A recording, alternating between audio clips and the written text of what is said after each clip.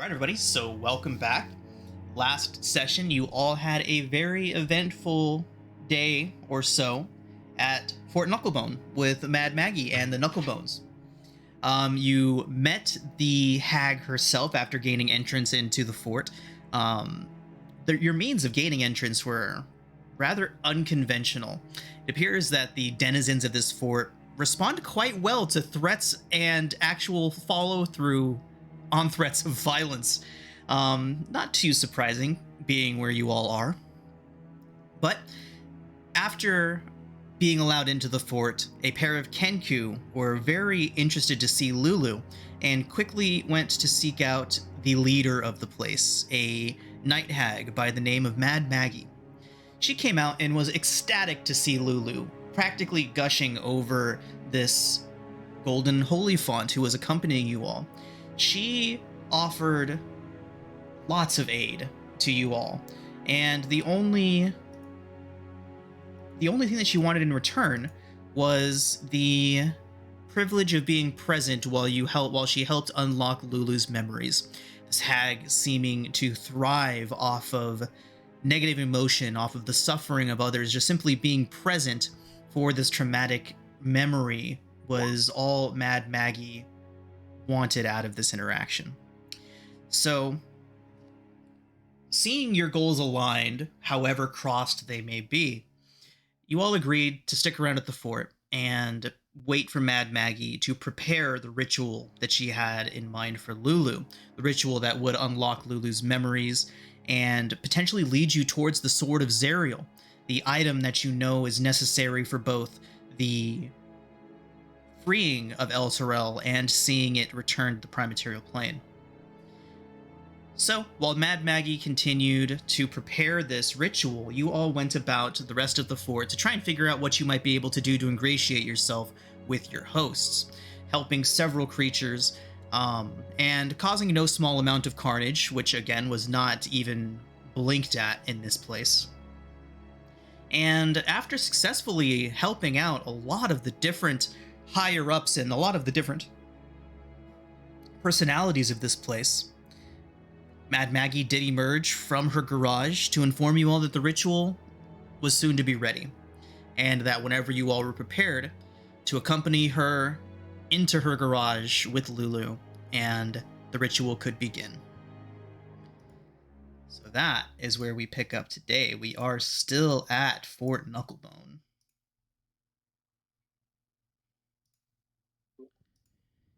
And here we are.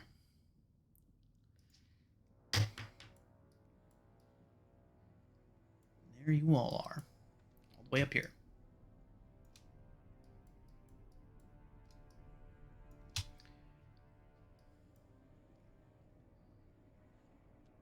We just gotten a tooth back, or we're trying to get a tooth back. Yeah, we returned the tooth to the Flame Skull, and then Nate convinced a whole bunch of red caps to unionize. That's gonna go so well. All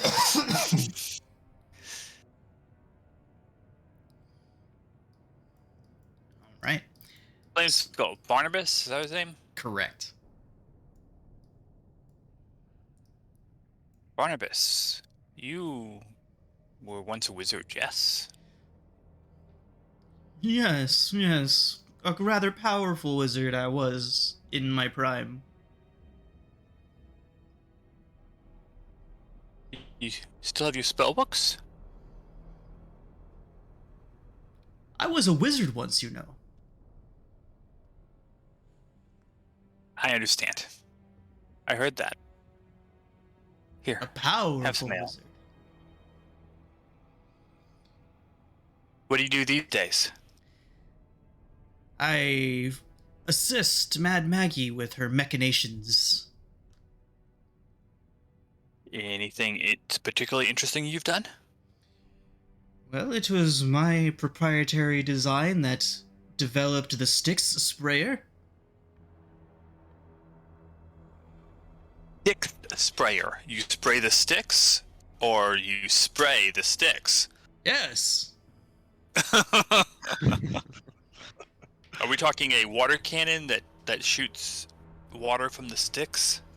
Indeed, indeed, it was my designs that made the contraption possible. Does it shoot it at a pile of sticks? I was a wizard once.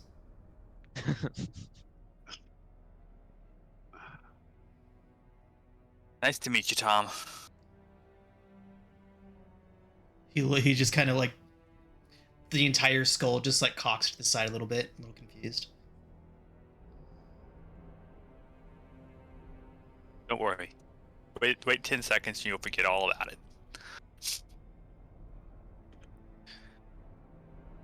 He's already What kind now, of guys? floating off.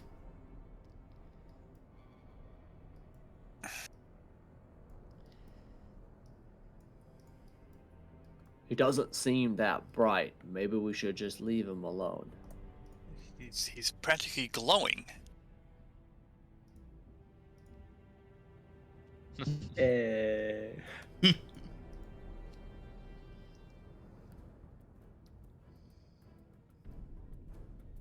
Yeah, so... Should we continue to explore Knucklebone?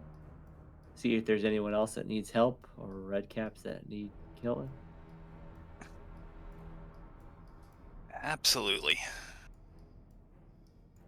How you doing there, Lulu? A little nervous. I'm hoping Maggie can help. I hope so too. Oh look, it's Mickey. He would kind of just Hi, come Mickey. lumbering out of the garage area, and he waves at you all happily and lifts his foot up to show you all, and he gives you a big old thumbs up. Give him a nice little golf clap. And then he points at Lulu. Points back in the garage. And then I makes think a we're being paged. wide sweeping gesture at all of you. We follow, or at least I follow. Oh wait, is he speaking like Sylvan or something, or is he not? No, he speaking just what- No, I mean he has a giant tube of flesh coming out of his Oh. mouth. That's all he's got. I'm reading the body language. Does it sound like he's mumbling common or infernal? You know? It sounds like he's mumbling. It probably sounds like infernal. Valafon, can you make out what he's saying? I think he said, "Come with me, please." All right.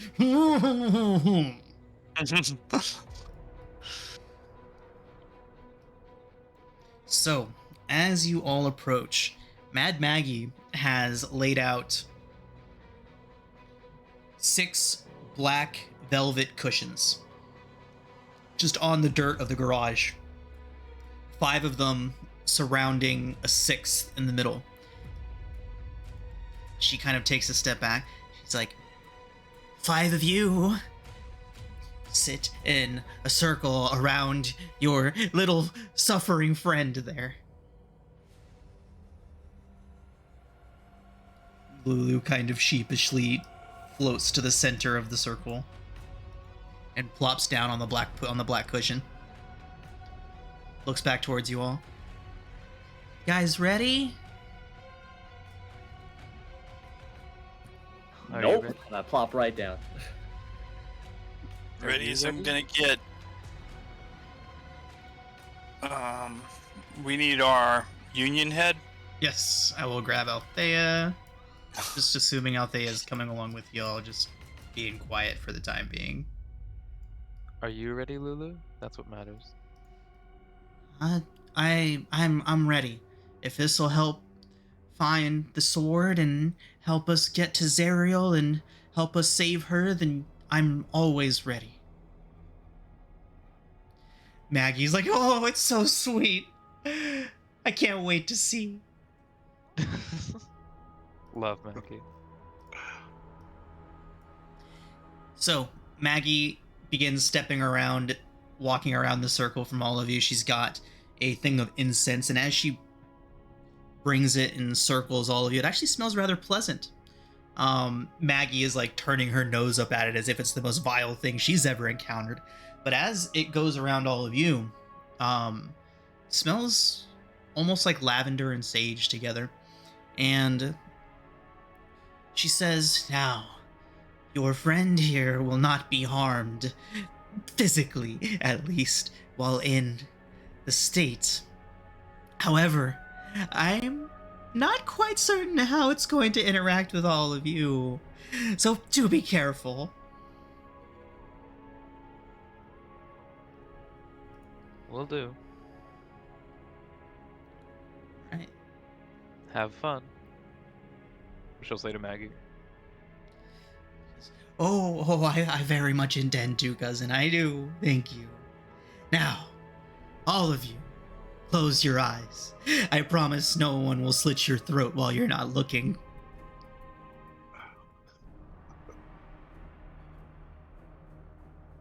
Yeah, she just knows how to inspire confidence. I know, I'm loving this. So excited now. I wasn't sure about it before, but this pep talk's really got me going.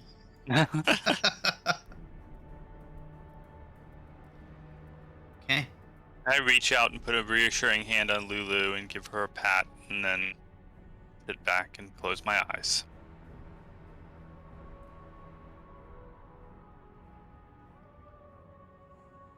Okay. So, as you all close your eyes, as the last one does, the sounds of the machine shop, the sounds of Mad Maggie's garage slowly begin to fade away and are slowly replaced by the smell of blood and smoke, the sounds of battle, which quickly also begin to fade away. And you feel warmth, light breaking through, and it becomes quite clear that you all are no longer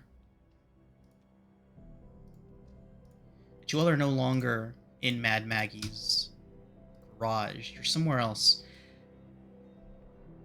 And as the rich light dances over all of you, it almost feels like rainbows. And this rich light, radiant light of what seems like 100 dancing rainbows slowly dissolves. Warm sunlight begins to fill the area. Within that space ahead of you all, Lulu flies lazily in a lush meadow at the shoulder of a beautiful blindfolded angel.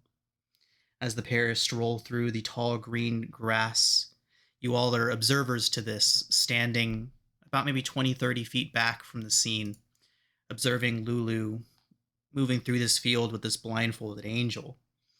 As the pair strolls through this tall grass, the voice of the hag fills your mind. Let's push through this vision. It only represents what Lulu wishes were true. We need to see more. We need to see what really happened.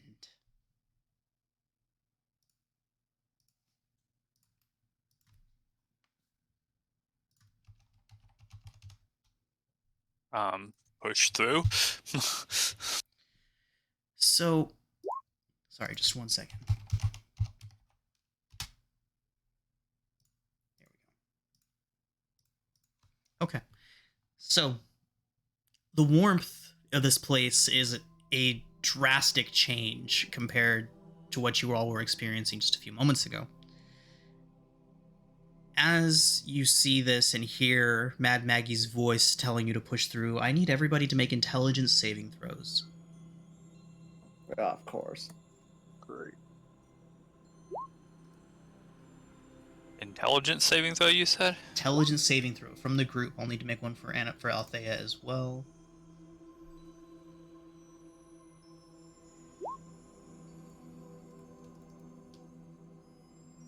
So rare I get to make an intelligence saving throw. Yeah, they're not very common. Oh. I'm good at these two. I'll take the 16. Okay. math this real. Yep, you all are good. Okay. So, as you all begin to push through this memory, it begins to slowly fade away. The orange glow of flame beginning to replace the bright golden glow of a bright sunny day. As you're trying to push through it, however, Krull, only Krull, the psychic backlash of trying to push through this apparition, this vision, into another, does cause a bit of a psychic lash to you, Krull. As you travel from this dream into the next, you do take 2d10 for 13 psychic damage, Krull. Okay. Ouch.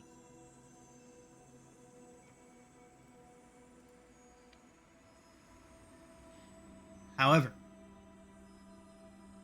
collectively, you are able to see this place for what it is and eventually push through into the next level of this dream.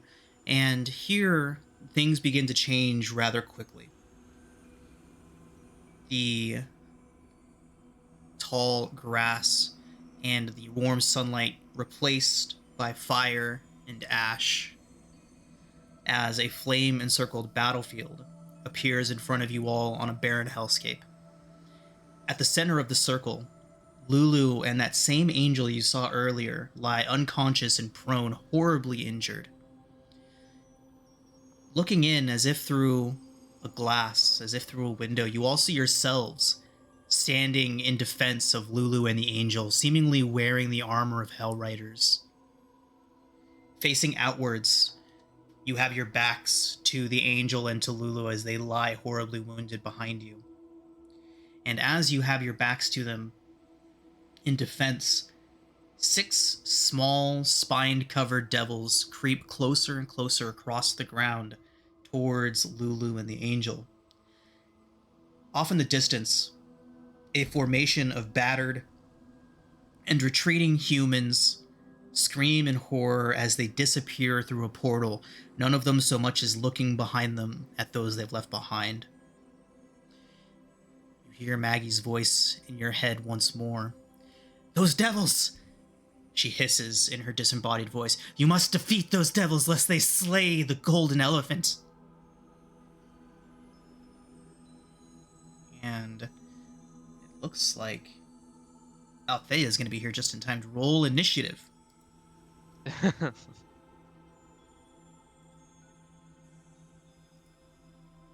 everyone, go and roll initiative. Let's go. Yeah. Hey, nice. Nothing like burning my crit on the second roll of the night.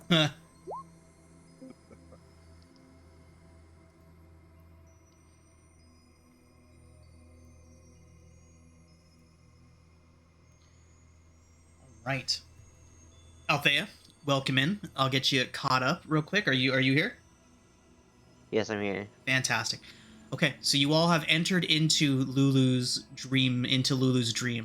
Mad Maggie has gathered you all, and most definitely assured you all that your throats would not be cut as you lay unconscious in her garage, and has begun guiding you through this dream quest for Lulu. The first scene was a bright, sunny field in which Lulu and a blindfolded angel stepped through tall grass, seemingly without a care in the world. Maggie told you that this was not truly Lulu's memory. This was only what she wished her memory was, kind of the block that she had put in place to protect herself from the reality of what had happened to her. With Maggie's assistance, you were all able to push through that memory, to push that memory aside, and begin diving deeply into what actually happened to Lulu. It was shown that this place is not exactly safe for you all, as after all of you had to make an intelligence saving throw to push through this layer of the dream, Krull was unfortunately not able to succeed and did take some damage from doing so, kind of showing you all that this place could harm you. The next stage of the vision is where you all are now, and you are on a battlefield, kind of looking down at yourselves, seemingly in defense of Lulu and a blindfolded angel. Lulu and the angel dramatically injured on the ground behind you all. Several devils creep through the battlefield, trying to get to Lulu and the angel, and Mad Maggie has informed you all that they will destroy Lulu if you do not protect her. So that is why we are here in initiative now. And with that, let me go ahead and roll for them, and we'll get started. All right. Bill, you are up first. Bill's very excited, and you see him kind of spin out his cutlass. And I was hoping for this kind of action, and he'll just run right at the closest. You said they're barbed ones, right? Spined. Or spined ones. Run right at him, raging in. And I'm just going to try and hit him. Okay.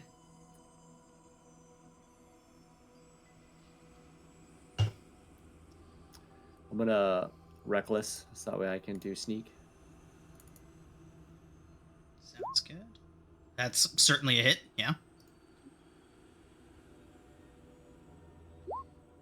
Also a solid that second one. Okay. So first attack is for 13, next for 11. So 24 points. Not bad, not bad. And that's the life of the barbarian. I'm all done. Does fell the first one. Yes. Valafon. What are the lighting conditions? It is brightly lit. Brightly lit. Okay, that's what I thought. Okay, I'm just gonna stride forward to here, and I will booming blade. Oh, it's too early to waste it on a crit. So that'll be 13 plus 3 is 16 damage. And then my second strike is a 14 hit. 14 just hits. It's for another 8. So 24 total. Okay. The 12 did not hit. Did we add something to it? Oh, I'm sorry. The 12 did not hit. Oh, good God. Oh crap. I was wondering what you were talking about there. I'm so used to being attacking with advantage with Valafon. Okay. Yeah, so 8 points of piercing. Okay. It hisses at you, and it seems to be looking past you to Lulu and the angel, and kind of looks up and gives you a hiss, as it seems like it's almost going to be moving past you. I had a feeling that was the case. Anacola. Okay. I'm going to run up to here, and I'm going to use my action to pull out some holy water and douse it on myself as I cast protection from evil and good. Okay, nice. And I can't do anything with my bonus action. I can't cast a bonus action spell, so that's it. Okay. Roll. Alright, I'll move up here to this one. And I will attack with my battle axe. I think I'll just do a straight attack, recklessly, by the way. Okay. Reckless attack. 17 hits. 7. Okay. 7. And then one more attack. Okay.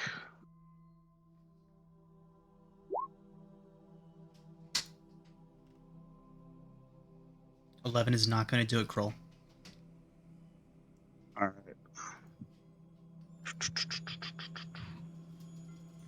Yeah, that'll be it. Okay. Althea. Alright, I'm going to be casting Hex on this one right here. And then going to move right here, and I'm going to Eldritch Blast. Okay.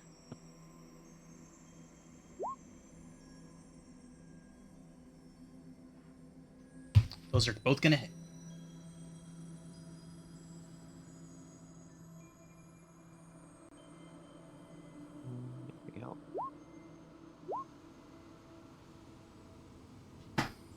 So 8 and 9 for 17. Okay, and which one were you shooting at? This one. Got it.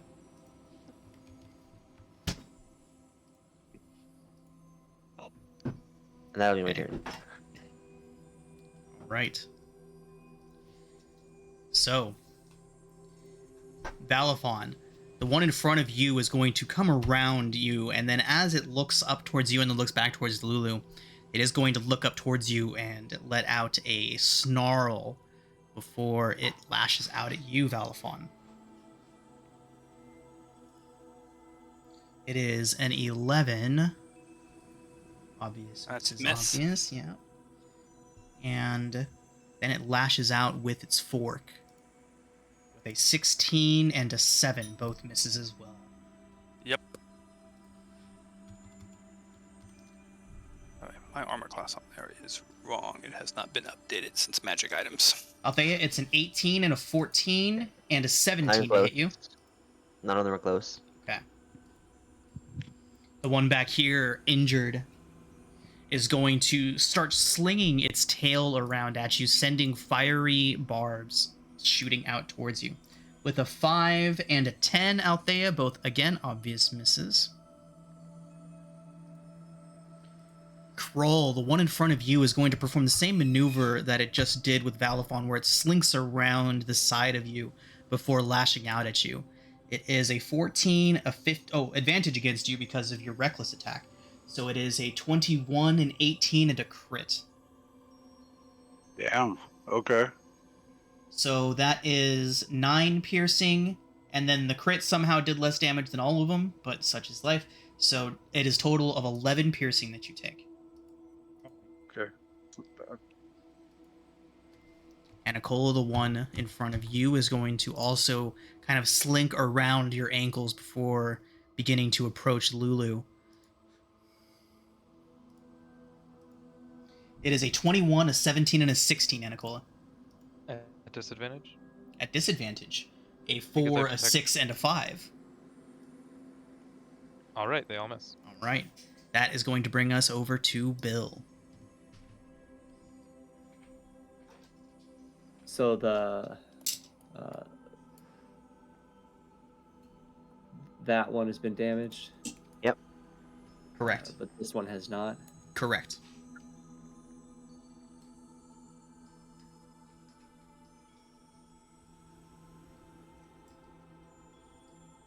I mean, Anicola, are you gonna open a can of whoop ass here, or you want me to go north? I can handle it. North it is. I'll just run up again, reckless. Okay. Try and open a can of butt whooping. 14 hits. And then second attack. Again, no sneak. 20 also hits. It's reckless, so it's advantage on both of them, so 23. 23 and 20 hit. And I don't have a bonus action, so...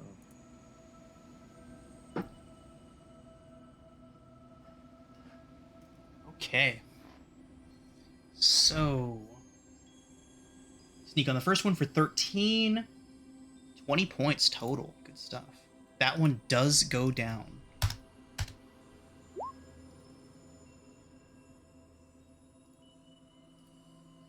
They are crawling across the ground, Anicola. They are not flying. No, I was just saying they can just run away from us, so we should be wary of that. Okay. Can't run away from me. Because even if they're Honestly, not... I don't think Bill would know that, so... No, yeah, I know. But All right. Balafon. I'm going to strike at the one that's trying to get past me. Okay. Tori, your wine. 13's gonna miss. 13 is actually just hitting. Oh, 13 just hits. 8 points of damage to it. Okay. Is it still up? It is. Now it's getting a booming blade Oh. And- for 13. Yeah. Balafon, as your blade strikes through and that little explosion takes place, the creature vanishes into a puff of mist, And immediately after that one vanishes, the corpses of the other two that you've slain also vanish, as do the 3 that are remaining. After a few seconds, the strange occurrence of you all watching yourselves fight these creatures off slowly fades away, and you are left alone in a landscape filled with thick black smoke and the smell of death and decay expanding to encompass everything. The landscape around you is hard to identify. Every time you try to focus onto a place, it seems to shift and meld into this other sort of black shadow, almost like your imaginations are trying to form but can't in this place. Standing in front of you all are those 3 small devils that survived the previous dream. They're kneeling before you, and you see them all kneeling, their arms outstretched and their tridents splayed out before you all. What do you do?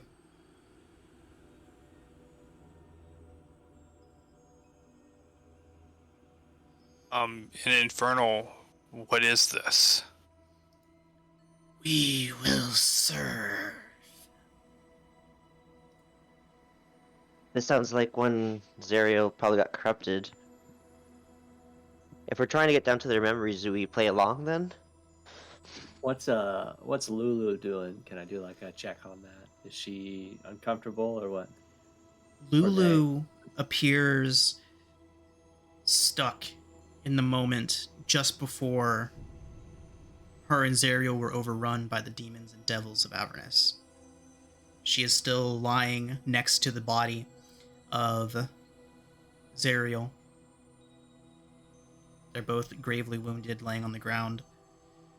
Bill, if you were to approach and try to touch, your hand would stop as if touching a glass bubble around the pair of them. You are not able to interact with them.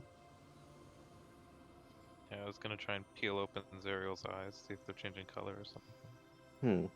Whenever you attempt to interact with them, you are stopped. This is Lulu's memory. You don't have any ability to impact the way that she perceives it. Right. So this is what I'm gonna do. I'm gonna say, and serve you shall, and tell them to rise and prepare to fight for me instead. As Althea says this, all 3 rise, hold their tridents in front of them, and say, "We shall serve." They vanish in a bout of black mist.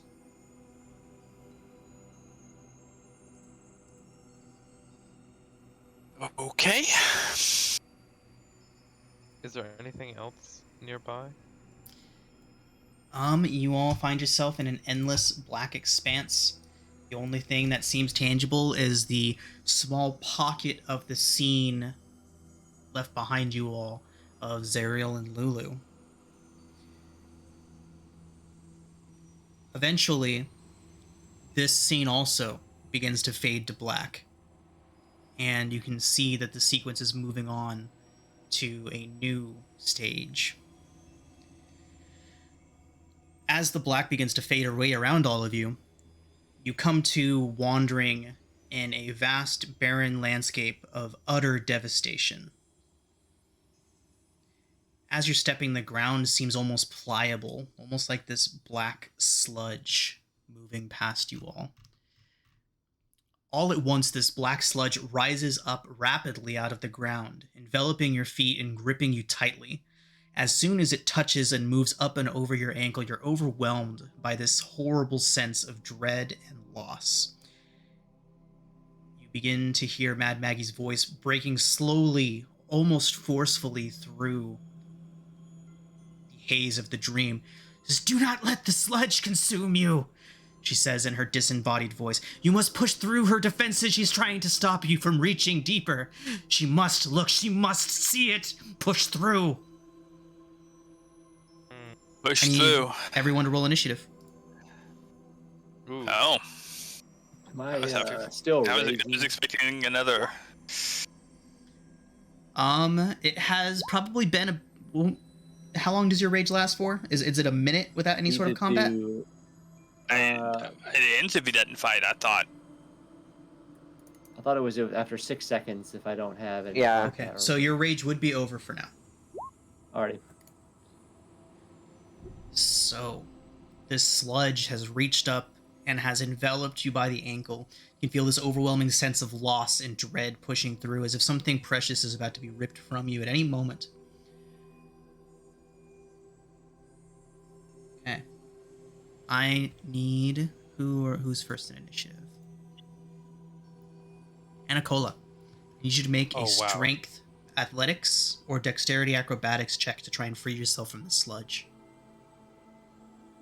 My 11 being the highest. This is like the opposite of what happened last time. 1 second.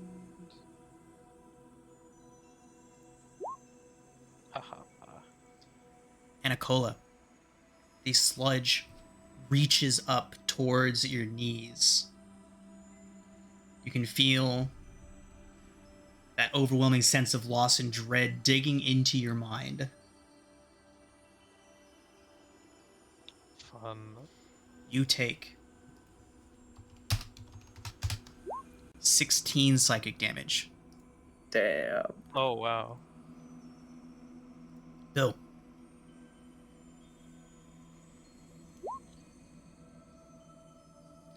Same thing. Athletics or acrobatics. I mean, I'm kind of good at this. Bill, you manage to free one of your feet from the sludge. Holding it up over, you can see that it's going to be rather difficult to escape the rest of the way, but you do manage to pull yourself halfway out. You do not take any damage. Kroll.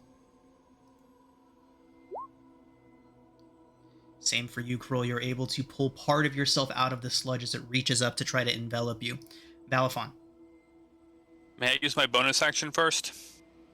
Yeah. Yeah, you have your turn in initiative, so. Okay. So I'm entering Blade Song. Okay. Which gives me advantage on acrobatics checks. Oh no. Oh,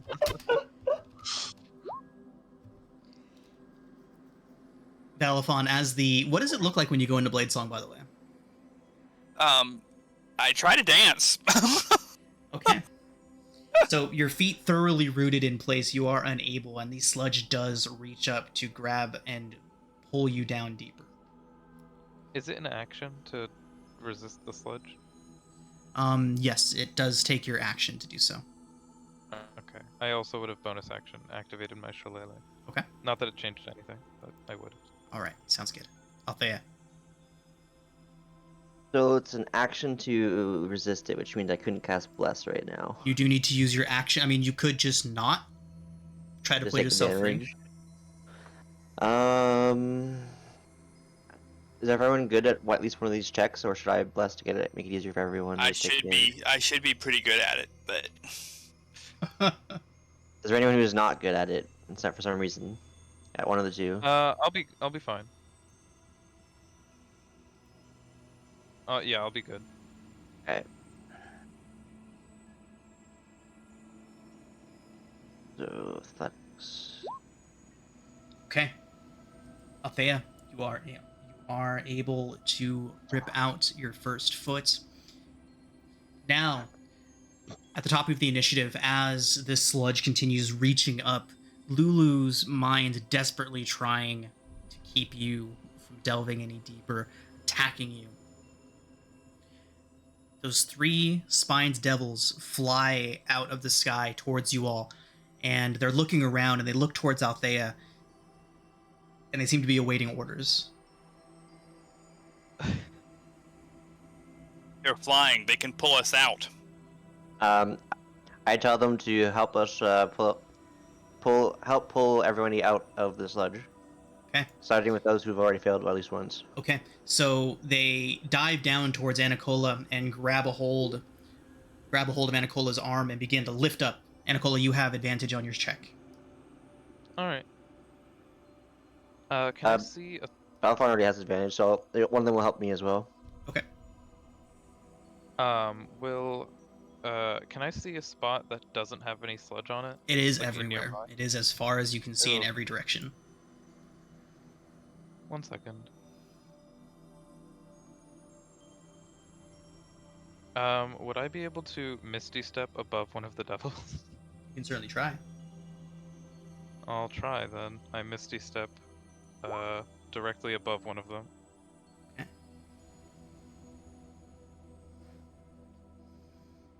Anacola, you do vanish from the grip of the sludge and appear several feet up above, and promptly vanish. Oh! Okay. Anacola, for you, time has stopped. Oh.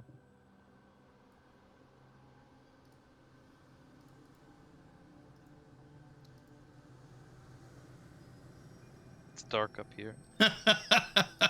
Bill. Oh, you deleted the joke, my bad. I didn't. I just moved it over to the GM layer. You'll come back in a second. Okay. I'm just gonna keep trying to march right on out. All right. One of the spine devils does approach you and attempt to help pull you out. I refuse. I'll start swinging at him. I don't work with no fucking It devils. hisses at you confusedly and then backs off.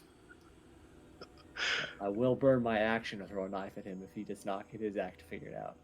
I kind of stare at Althea. I did say help the ones who have already failed once. They're just trying to be helpful. Bill, with a 23, you are able to rip yourself loose. And And just kind of march out of the sludge, just still staring at Althea. as soon as Bill takes 2 steps with that glare towards Althea, he also promptly vanishes from sight.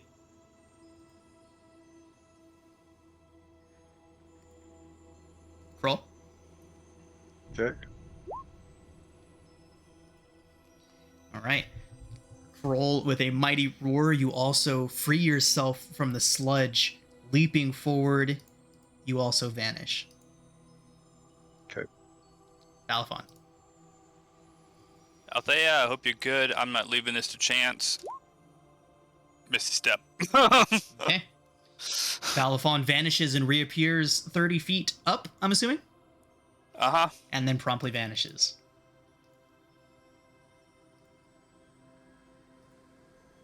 I'll just Up wait there. and check the advantage. All right. Or whatever. all three of the devils have like swooped in and grabbed onto parts of Althea's armor and pauldrons and lift. She just like sits on them like in a throne position and just like lets them pull her out. All right. And with that, seemingly instantaneously, all at once, as soon as Althea has been pulled free, you're all dropped bodily. It almost feels like you've dropped 2 or 3 feet out of the sky, but you land on what seems like black glass. Everywhere, in every direction, all you can see is endless expanses of black. It seems like there is no floor, yet you do stand on solid surface.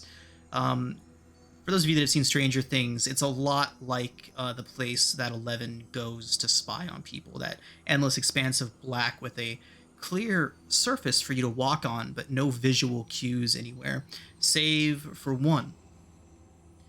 Out in front of you, Lord. Lulu. Go ahead.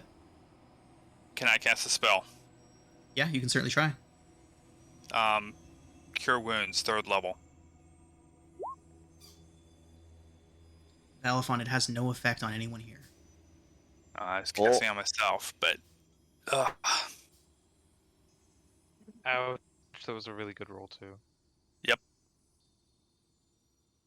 Okay. It was a bad moment. Yeah, unfortunate. Good feeling gone. Okay.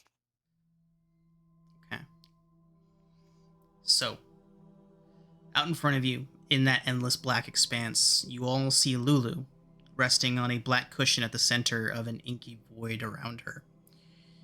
She is unconscious and she is alone.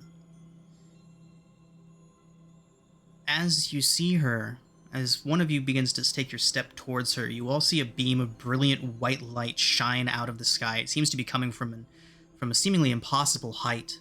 The light just raising and raising until it finally vanishes into the sky, shining down on her. And suddenly, almost as if it was there all along, next to Lulu, there's a large gleaming brass spyglass. Rests atop an ornately carved tripod. Lulu awakes and looks peacefully around herself until her eyes fall on the spyglass. She approaches it, pressing one eye against the eyepiece. Lulu then suddenly steps back, eyes wide, mouth open, her face alight with excitement as she whips around, seemingly seeing you all for the first time, and she cries out, "The sword! The sword! I know where it is!" And as she cries that out, the glassy blackness around you seems to begin to swirl up in a black cloud of smoke. Seemingly as quickly as this all began, you all find yourselves coming to back in the smoky, noisy garage of Mad Maggie.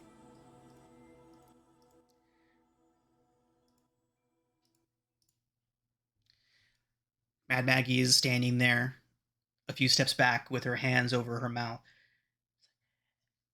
It was more terrible than I could have imagined. Wonderful. Wonderful, she approaches Lulu. You have suffered so, little one. Thank you. Thank you. Lulu kind of just looks up towards her, takes a step back. She's like, guys, I saw it. I think I saw it. You know where the sword is?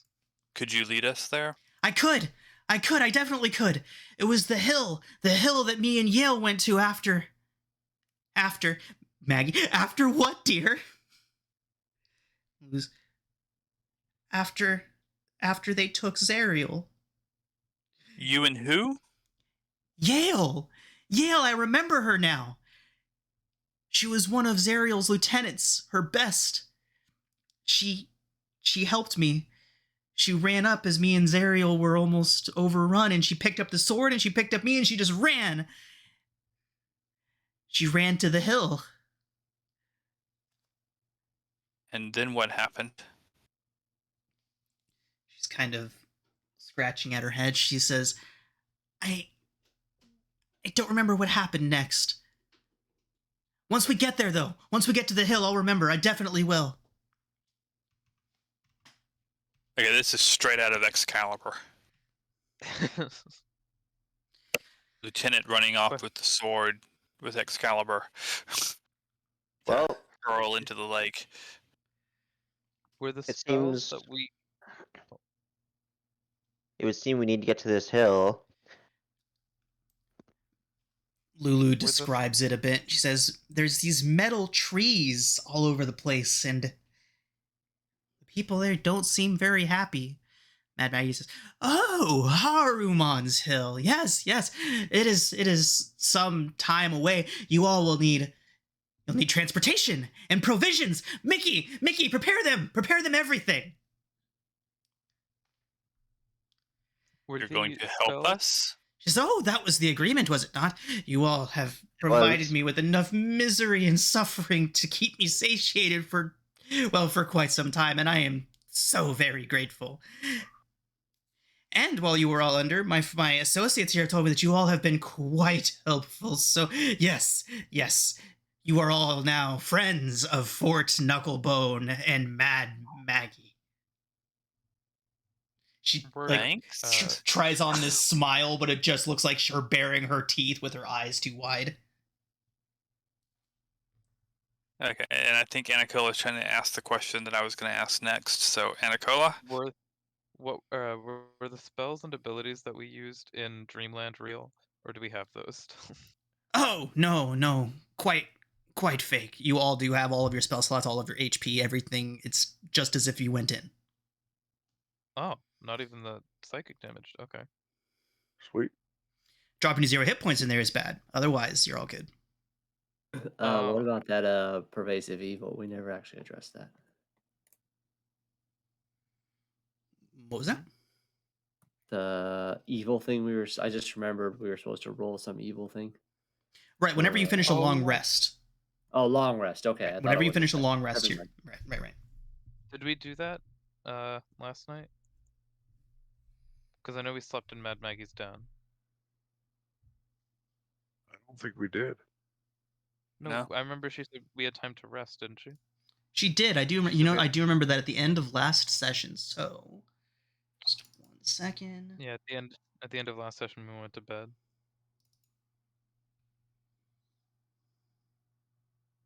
Okay, here we go. Okay.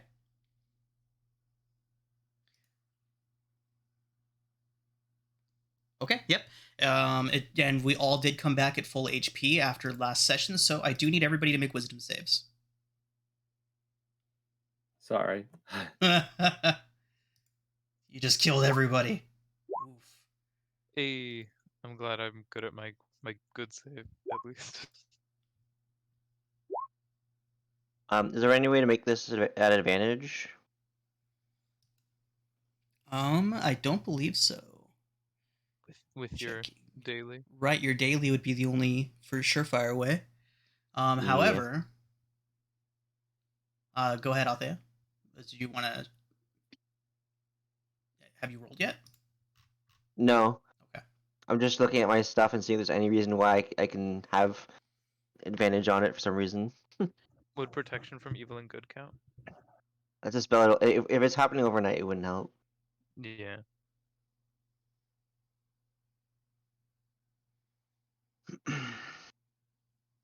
Yeah, the only thing I can think of is I'm the only person in the party who's what is it again? Chaotic, lawful evil. The only reason I can think of. I'm already like down in it. In that case, Althea, I will go ahead and say that you don't even need to make these saves. Oh, perfect. You're There you already go. there. Already there. I'm already in the Troll. thick of it. However, I do need you to mark down one failure against pervasive evil as you can feel your mind slowly being drawn towards darkness, slowly being drawn towards, well, lawful evilness.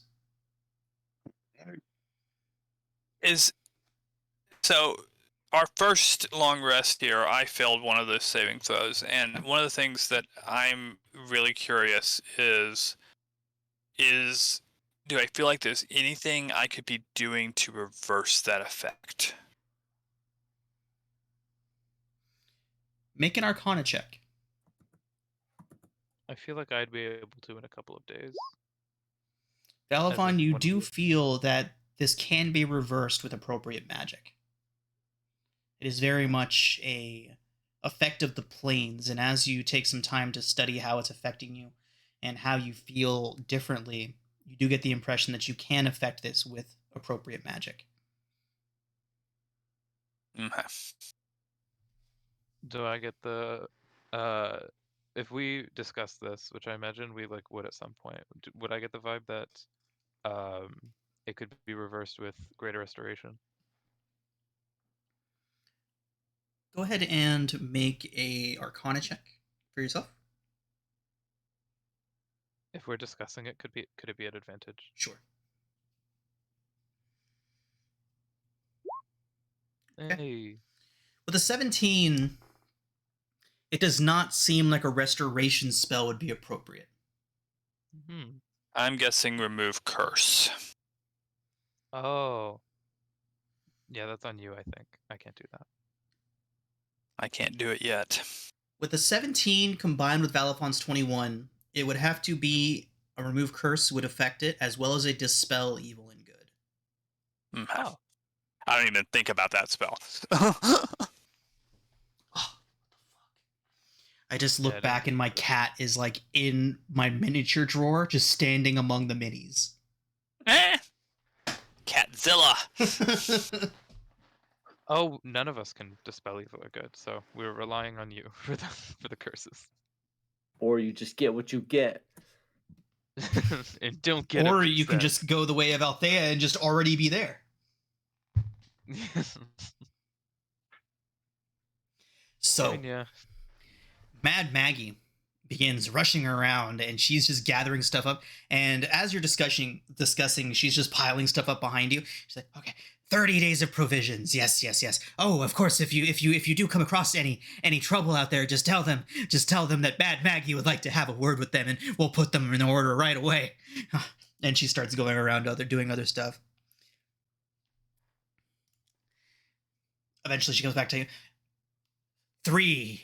3 soul coins I can offer you as thanks. Unfortunately, I cannot go any higher. However, 2 of these soul coins are fully charged, 3 charges each, quite noble souls within them. Very powerful indeed. And she just kind of holds them out to whoever will take them. I'll take them. But what Bill will do take one. you mentioned charges? What is that? I'll take They're one. charged? Okay. She whips around. She's like, "Oh yes, each coin has a various amount of charges to it, amounts of times that you can use it before it becomes inert. It needs to be refilled with a soul. Oh, okay. Beggar, So it's like great common thieves and burglars and the likes. Their souls are very invaluable, very useless." But she kind of turns around to Valifon. "But one such as yourself, a powerful, righteous soul, very, very powerful. 3 charges can be added to a soul coin if a righteous soul is added into it." when the Can I soul tell is how many charges are in the soul coin that I possess? If you would show it to Maggie, she could tell you. I will. She looks at it. She says, "Oh, a sneak thief, but 1 charge available here." Bill nudges Althea. Look, see, you're worthless in soul coins. The value of my soul cannot be measured in coins. So Maggie goes on to explain to you that the more powerful the being, the more charges it gets, the more righteous they were in life. The various things like that can affect the amount of power that can be gained from a charge. how much would a hag soul go for then? Because we're not the most morally upstanding, but quite powerful. Our souls are not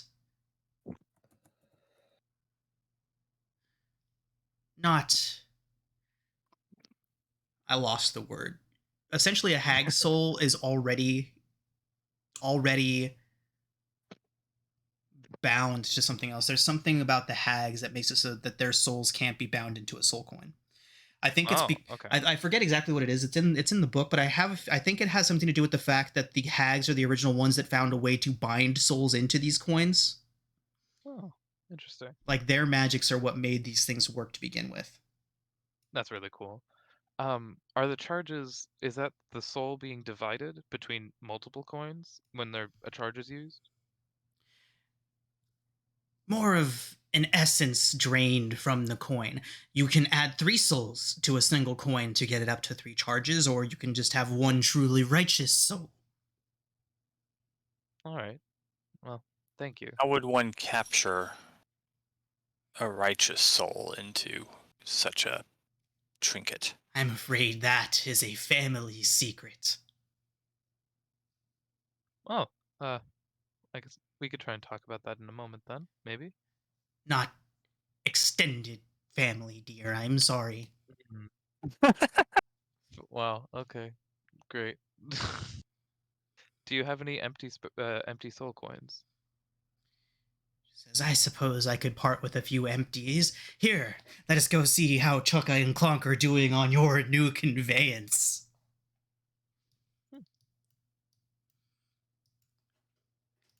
All right. Ours.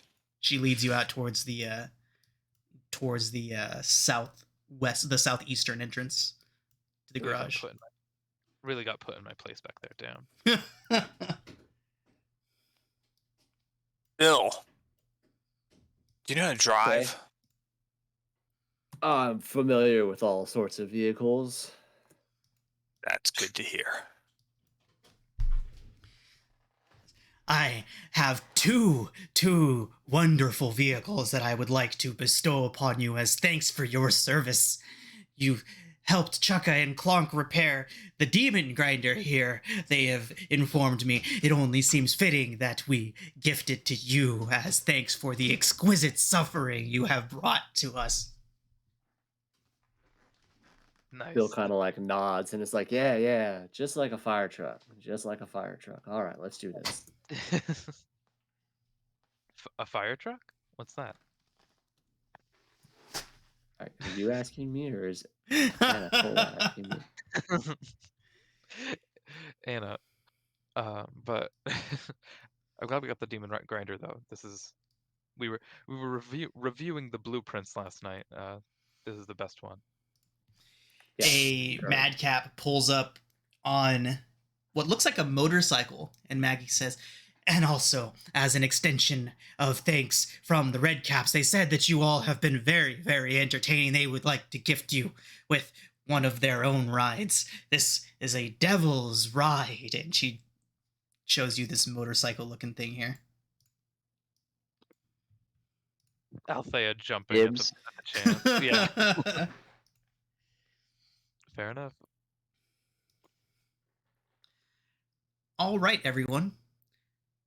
Let's go ahead and take our break. And when we come back, we will go over the instruction manuals for these new devices you all have just gotten.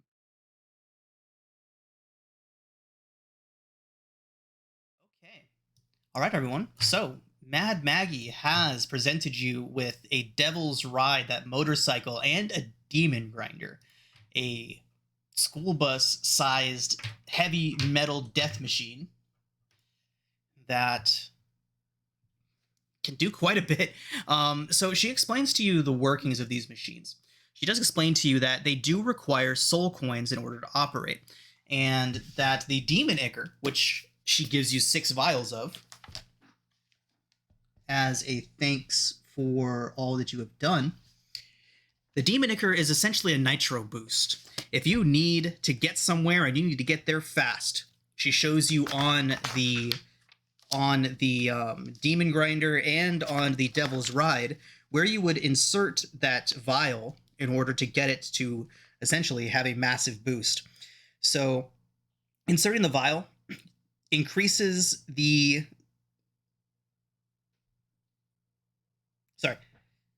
it increases the speed of the vehicle by a d20 roll. So it increases the speed of the vehicle by 30 feet, and then you get to roll a d20. On a 1, the furnace ruptures. So it is a valuable boost, but it is potentially devastating to the machine. So as far as the soul coins themselves, powering these devices with such a coin, 1 charge is enough to keep the vehicle in a running state for 24 hours. 2 charges, 48 hours. 3 charges, 72 hours of the vehicle being in a running state. Interesting. No matter the size of the vehicle.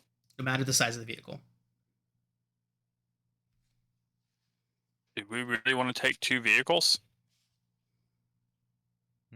Is there is there only a top layer to the demon grinder, or is there like a below deck? It's just the interior. Think of it like a bus where you've got the big open cabin in the middle with lots of storage space and lots of room to move around in, and then there's weapon turrets and things throughout as well.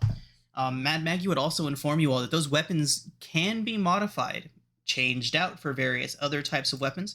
Currently, the Demon Grinder has the Chomper on the front. It has a Wrecking Ball, and it has 2 Harpoon Flingers.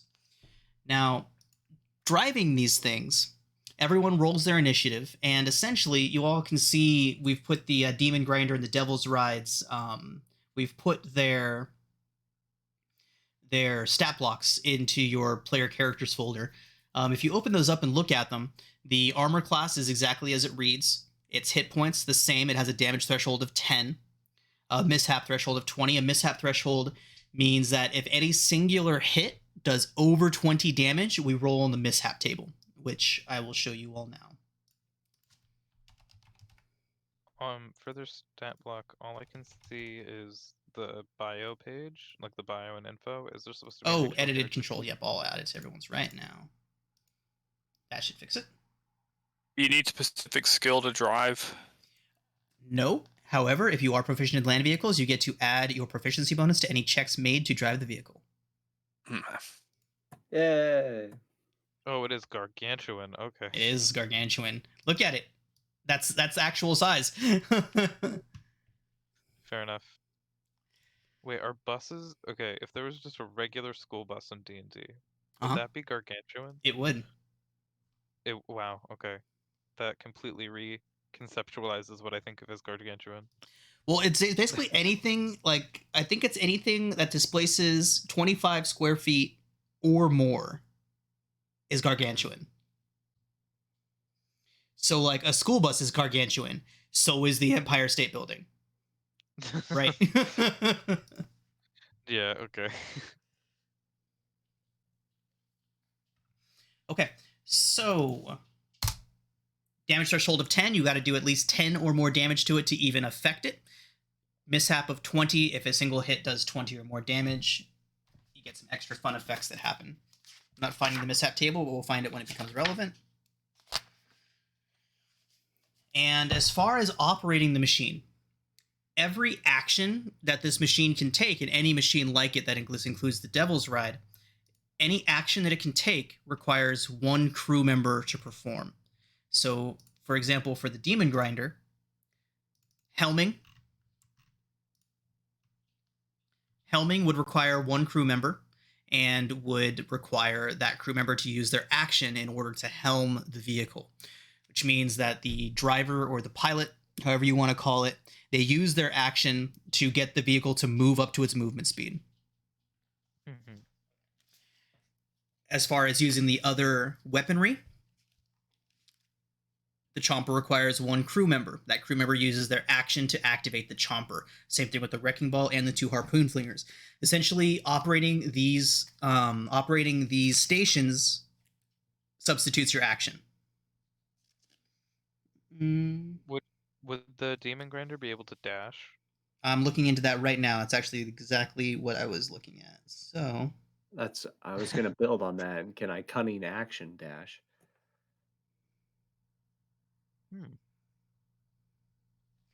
Well, okay, I know you could dash, but right. So yeah, you can't.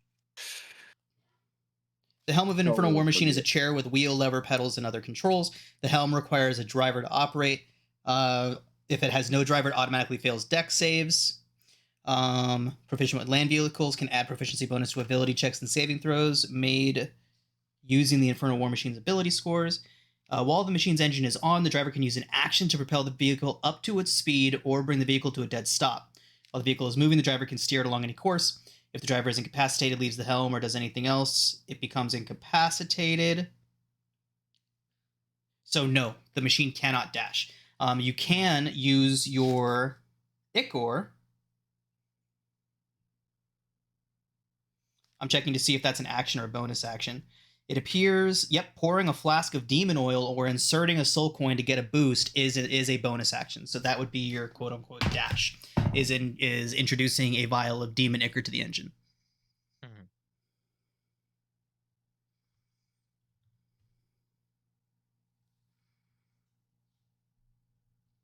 I think that's that as far as these war machines go. Does anybody else have any questions about how the war machines work? So the Devil's Ride doesn't have any weapons or anything on it. It's just fast. It is quite fast indeed. Yeah, it has And- no weapon. Oh, the stunt is a pretty fucking cool thing too. Oh, Yeah, can we but control, it looks can we like control it's the not- Devil? I mean, Valifon, you're breaking up quite a bit. that better? Yes, so far. I mean, does the stun actually have any benefit other than looking cool? Probably not. I'm looking at it now. How dare you? Looking cool is a benefit. Can we have control of the Demon Rider as well? I mean, the Devil's Or Ride. the Devil's Ride, yeah. Yep, got it. Incoming.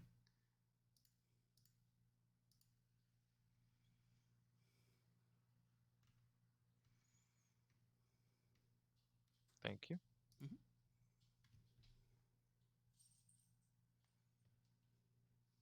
Oh wow, 23. Okay. Jesus Christ. Yeah, it moves really fast. Holy shit. Oh wait, the Demon Grinder also moves incredibly fast. Yeah, the Demon Grinder moves 100 feet. The Devil's Ride moves 120. Mm-hmm.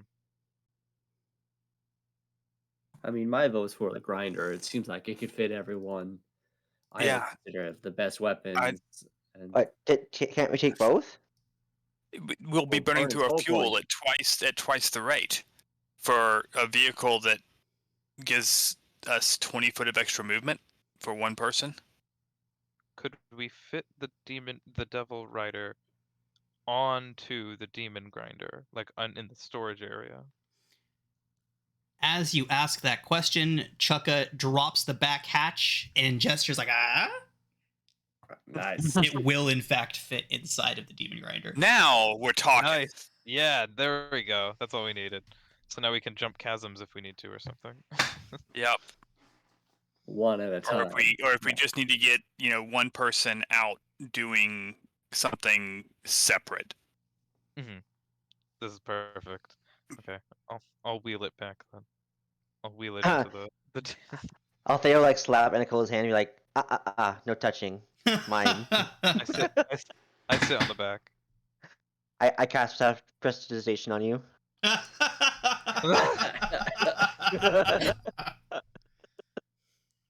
That's what I thought. If anything's ever going to bring this party to blows against each other, it's possession of a motorcycle. So, Clonk comes up to you all and says in a very deep gnomish voice, "Who's driving?" And holds up what looks like a rock, like a statue of a pixie, and holds it up. Bill? Oh, the Bill keys. walks up with a nice, cool stride. Let's do this. Hands you the key, and statue. the Kenku opens its mouth, and it says in a very high-pitched, airy, flitting voice, as it hands you the key, "Hi, I'm Sprinkle. I don't know how I got here, but I'm very pleased to meet you." Oh no! Bill just goes nice and kind of starts spinning the keys around his finger. Is the pixie like part of the key, or is it just she's on top of the key? Anytime that you would look at the key, it looks like a piece of stone except for the eyes, which flit around and watch everything that is going on around you all. Does the head bobble? No.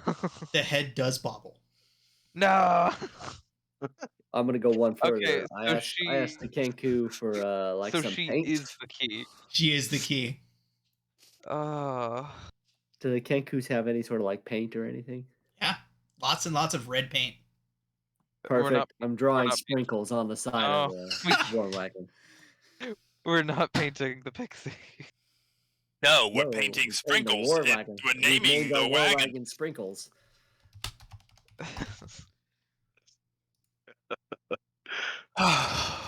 And then Bill happily jumps into the driver's seat. Well, let's go. Sorry, just 1 second.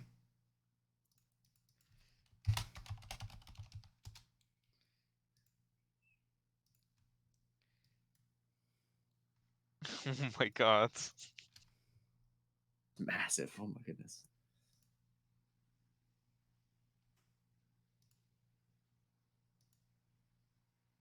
What's the stats of that? Oh my gosh, there's two Another of one? them. Sorry. We all get our own. Oh my god, now every demon grinder is going to be called Sprinkles. Oops. What? No. Sprinkles. Edit. Remove and save. Now we should be good to go. Nice. Okay. So it has a chomper, 2 harpoons, and what was the other weapon? A wrecking ball. A wrecking ball. Jesus. And what did the motorcycle have for weapons? No weapons on the bike. So just ram into people? Got it. Or stunt on them, literally. Bill, could I see the key for a moment? Or for quite a few moments? I just want to examine it. I'll just toss him right over to you. I don't really care. Jesus. Okay. You hear a muffled. Okay. Anna's going to go below deck, and like pull out a piece of wood that she probably has. Maybe one of her flutes that's like not particularly magical. And she's going to start carving it into a key of the same shape. So this poor fucking fairy doesn't have to be stuck in here forever. Okay. So Kroll, I have an attack plan if we get into combat with another one of these vehicles. Okay. And Nicola, can you make a dexterity check for me? Oh no. On round 1, I will vortex warp you to the other vehicle. Holy shit. And Nicola, it is not good. Oh great. On round 2, I'll join you, and then we have another vehicle. Oh, wait, sorry, Whole raiding party. the key that I'm making isn't great. Yes, the key that you're making is, I mean, it's about the same size and generally the same shape, but there's a lot of imperfections. It's most certainly not a one-to-one recreation.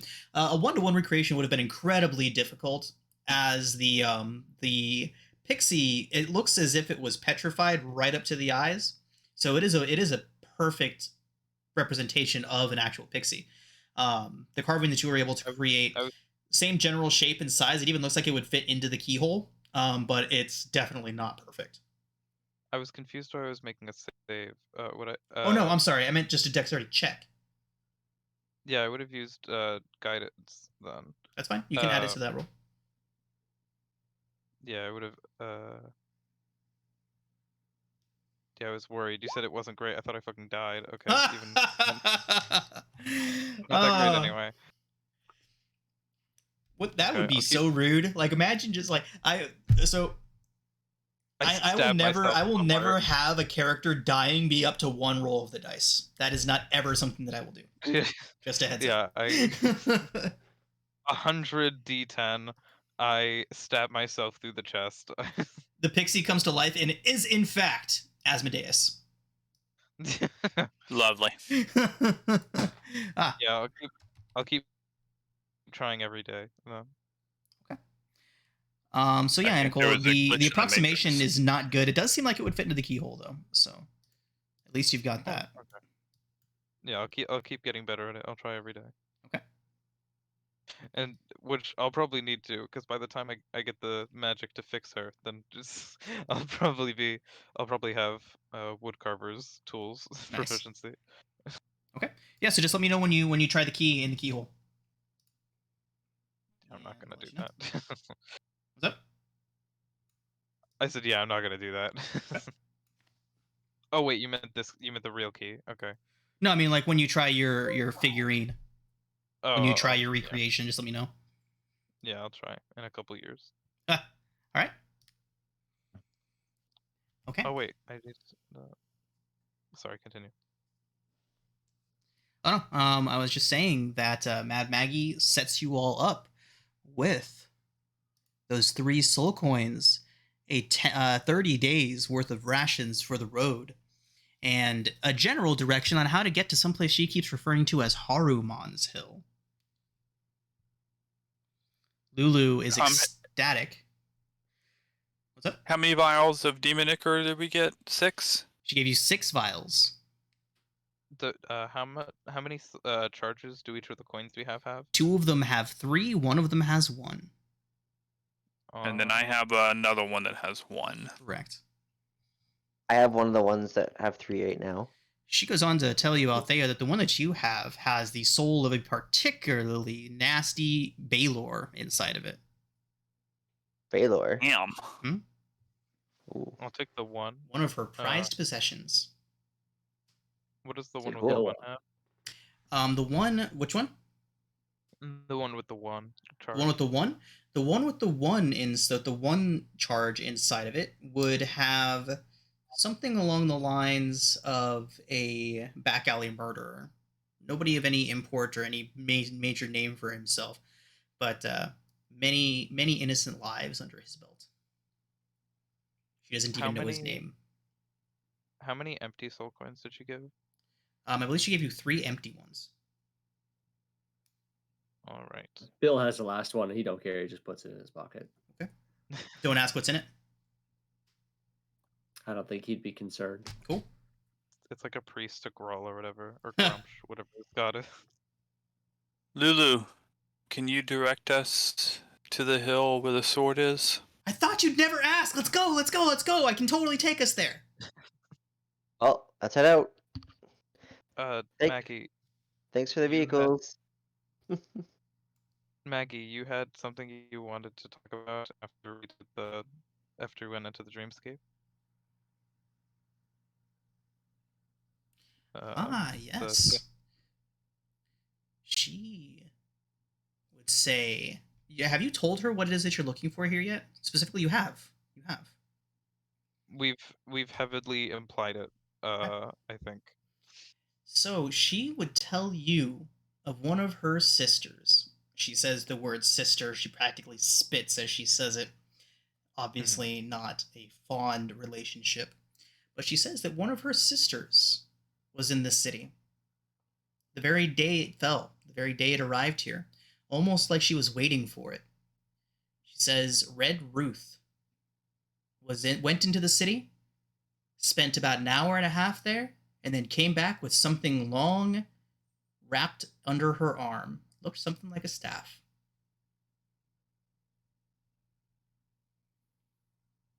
Well, thank you. I'll definitely be on the lookout then. She says would Red she- Root. You can find Red Root of the Bone Brambles, and if you see her, tell her Maggie says fuck you.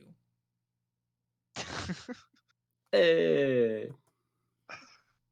Would she happen to be an aunt, a grandmother, or Loli?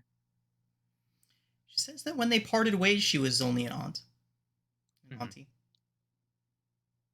Well, that'll be rather useful. Thank you, Maggie. As and she'll you avoid- walk away from her, she says that that was over 100 years ago, though.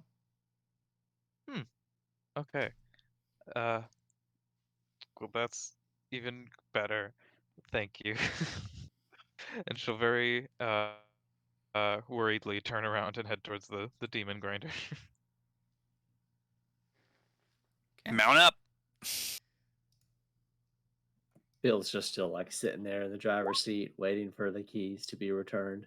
Yeah, she'll hand him over very gently. Both of them? Or just the main one? Just the real one. Okay. Okay. Bill tries to kick that bad boy on and put her in gear. All right.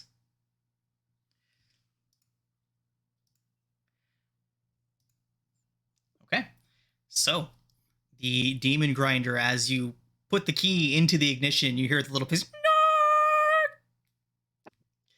as it's quickly cut off as the key enters the ignition. And you turn it, and you all hear that telltale sound of hundreds of thousands of souls crying out for help. And quickly is drowned out by just the sound of a rumbling engine. If you listen carefully enough, though, you can definitely hear the many countless souls that have been fed to this demon grinder. And with that, you all make your way out onto the plains of Avernus once more. All right. So, where did we say that we said Elturel's here? That would put Mad Maggie's right around in this general area.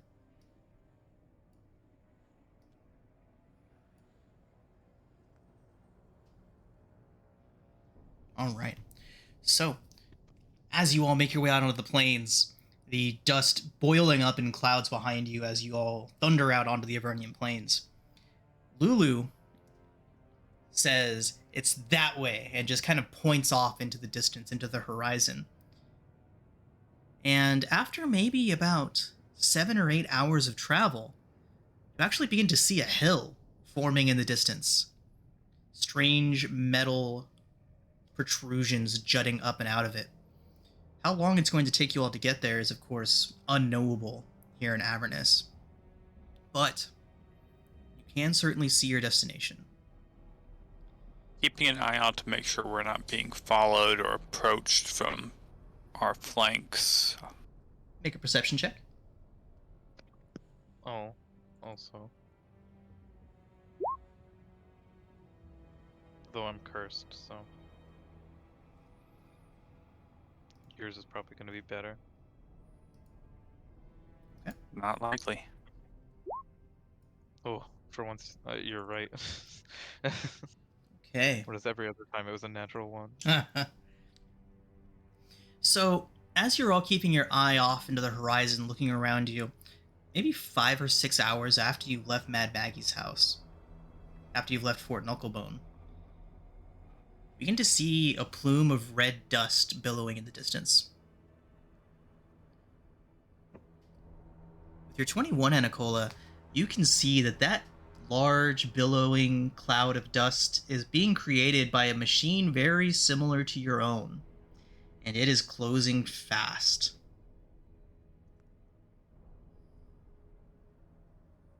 What do y'all do? Ooh. You don't have too many details about it just yet. You just know that something is coming. It is coming in your direction. And it's moving quickly. Should we? Would Bill be able to see that too? Does Anacola point it out to everybody? Yes. There you go. The Bill will kind of like slap the hood and be like, "Looks like we got a fight coming our way." Do we want to bunker down, or do we want to turn direction slightly so we can fight while moving? I'd say we're better off fighting while moving, no matter what. I will send Ebonstar toward the whatever it is that's following us. Okay. Is Ebonstar faster than the car? No, but it's coming toward us, and so Ebonstar is just going Intercept to fly toward course. it,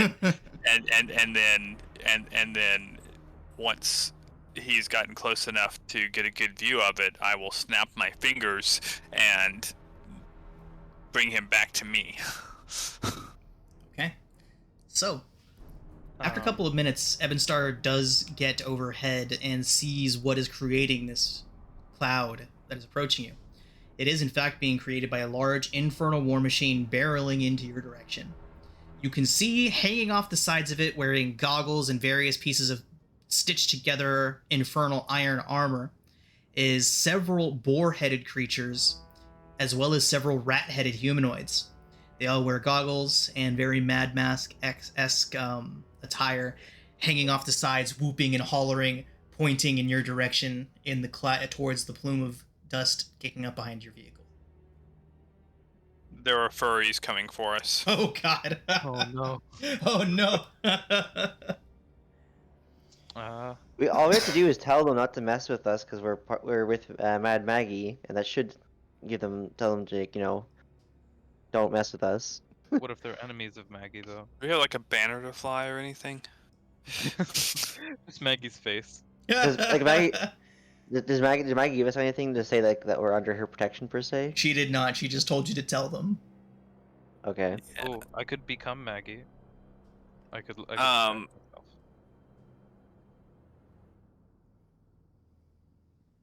Disguising yourself as somebody like that, a wise decision. I mean, we share blood, so it's like not that weird. I mean, but as you mentioned, furries, and you summoned your own, so I'll give that a shot as well. First time down here trying this out, but I don't know how much control I'd have down here over what happens, but I'm going to try to do CR1 beasts, preferably with a flying speed, but who knows? Okay.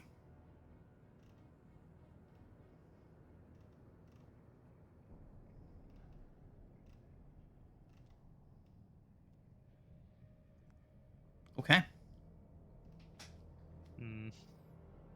So Yeah, how now many are you waiting how many till CR1 we- creatures? Two, we Two get two. CR1. 2? Okay, one moment.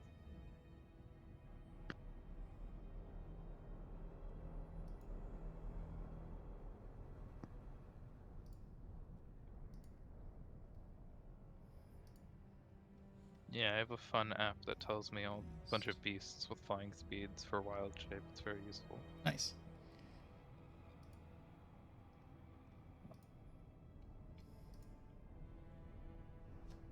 Okay.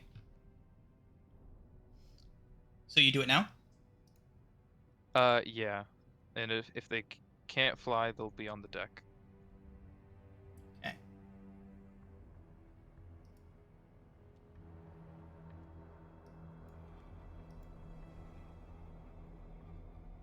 Hey, Valafon, when your bat Yes. was flying over, did those creature have a red tint in their eyes? What would the red tint indicate? Devil's Sight. Make a perception check at disadvantage, I would say, because of all the smoke and the stuff. How did it show up on your screen before it showed up on my screen? That doesn't seem fair. Come on. Huh? There it is. So, Anicola, as you cast summon animals, or conjure animals, two of these weird little fuckers show up in the deck and start snorting and moving around, digging into provisions and just basically being a nuisance. Oh, geez. Can I have their stat block? Again, that is a dog mole. Oh, I have never heard of those. It is from the Tome of Beasts. Do they have a dig speed by chance? There is Yeah, your mine dog o- mole. my list only includes like monster manual type stuff. So they do the have a rule of burrow. thumb for beasts in Avernus is get weird beasts and reflavor other beasts to be weird. Mm-hmm. So I was looking at a Deinonychus and just having a couple of those show up and just basically be just like galloping doom chickens. But the dog mole stuck out for this one. So These guys have ridiculous stats. What in the world? I'm looking at the Worm Killer Rage. I have no idea. Wait. 71 HP on a challenge rating 1 creature. Oh fuck! I didn't even think about that. Holy shit. yeah,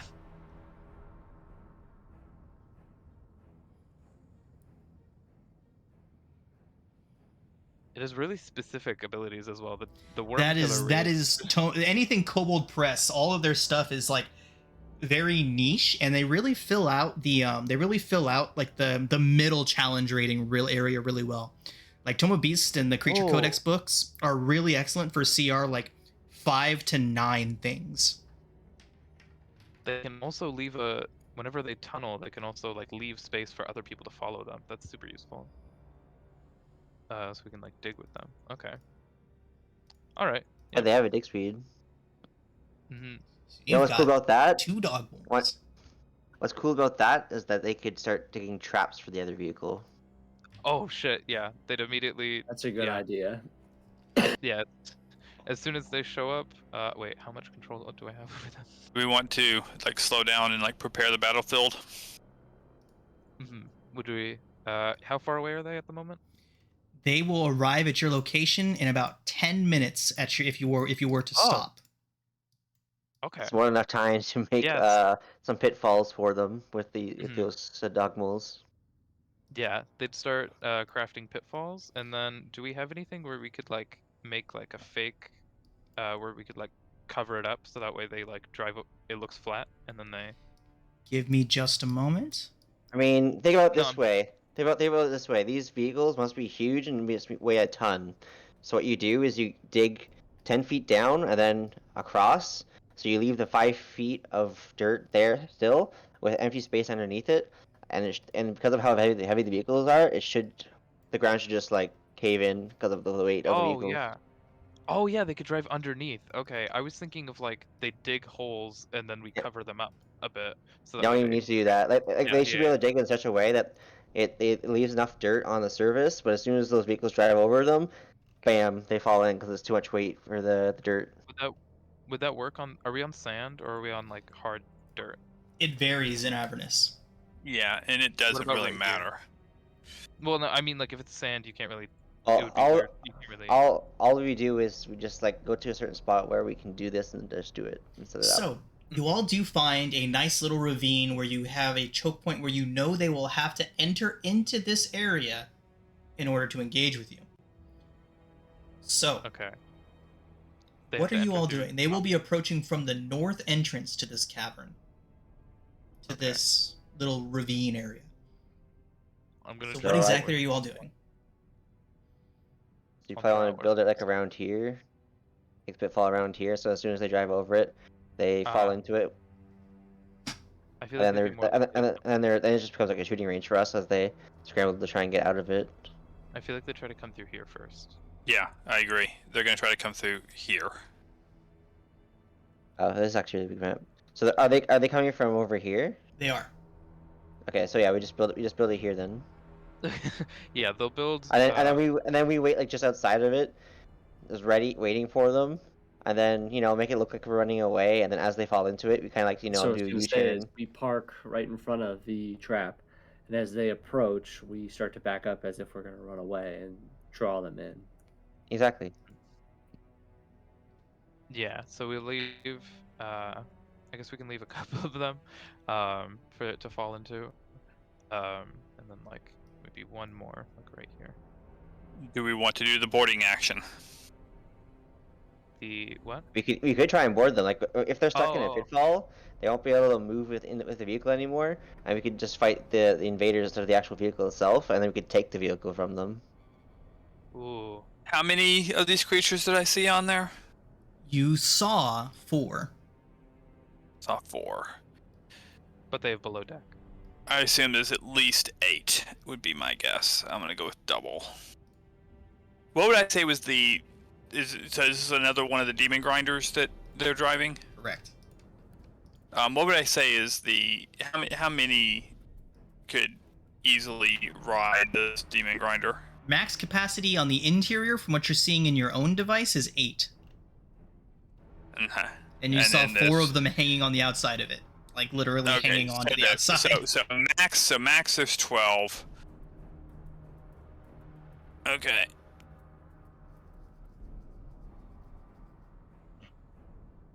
Lighting condition is dim light, correct?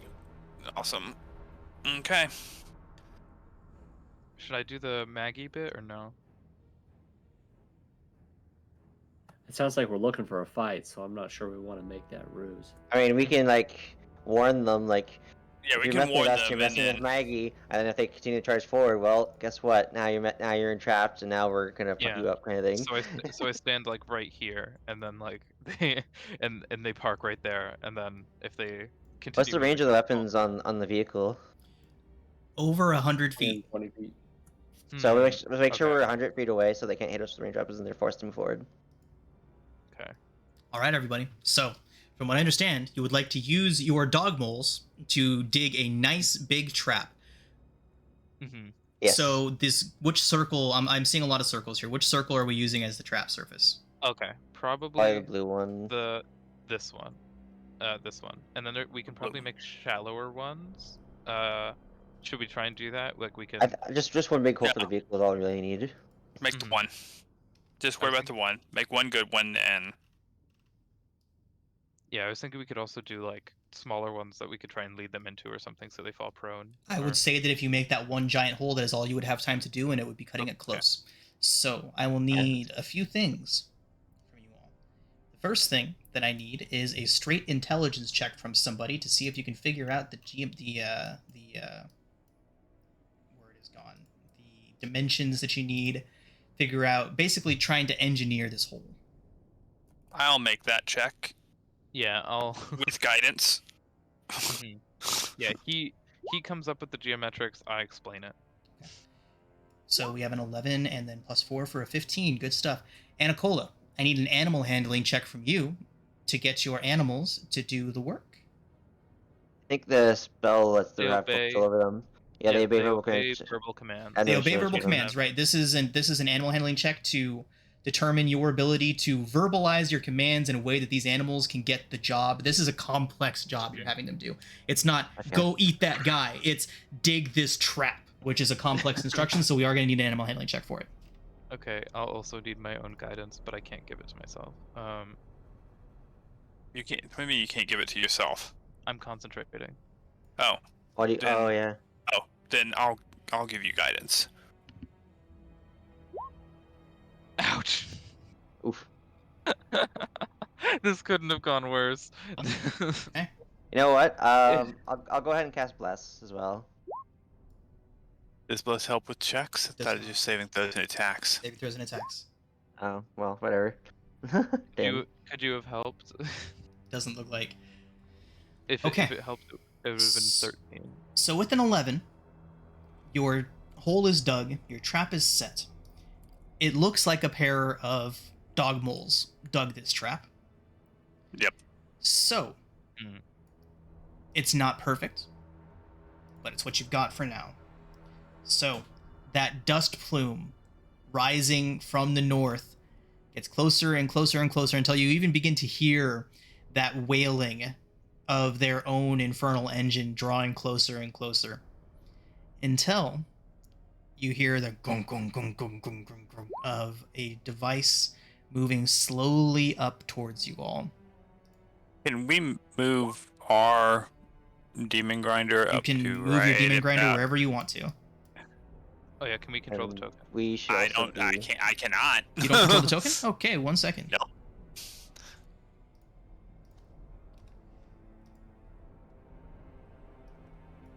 Try it now. Yeah.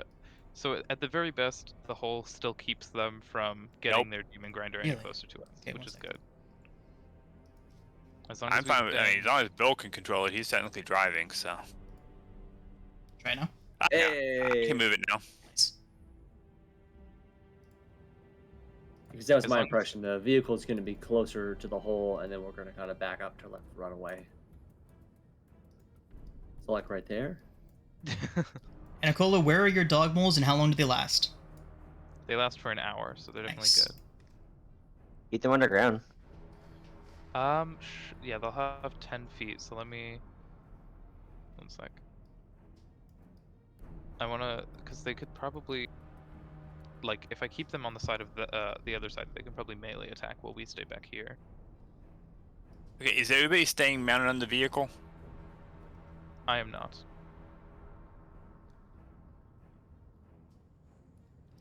Okay. You can just have the moles like be underground, like under the trap, right, waiting to attack if they are foolish enough to go into the trap. Hmm. I was thinking they could be on the other side of the trap, so just like right here and 5 feet underground, and they'll be listening. Mm. Yeah, because they have blind sight, so they'll be able to. Prevent him able from to see. escaping. Hmm. Okay. So, after or- a few minutes. Go ahead. Was there anything else you all wanted to do? I was just going to say if they get close enough and they decide to attack, I can just say I can yell now to the moles, and then they can burrow out and then start attacking. Okay. All right. So, you all hear the steady rumble of the engine as it moves its way into this ravine and starts moving towards you all. It eventually makes its way towards the entrance of the ravine and stops. You all see, Of course it does. you all see an individual get out and move the hatchback and jump out onto the roof of this conveyance. And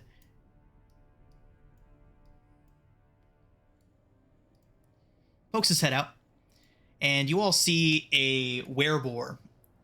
Its tusks elongated and very ornately decorated with various different things, little skulls of small creatures and various such things.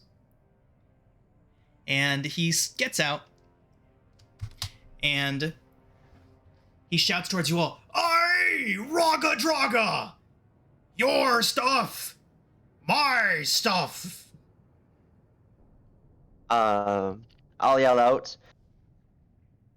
We are under Maggie's protection. If you dare to fight us or go anywhere near us or try to take anything from us, be ready to face her wrath as well as ours. He looks around.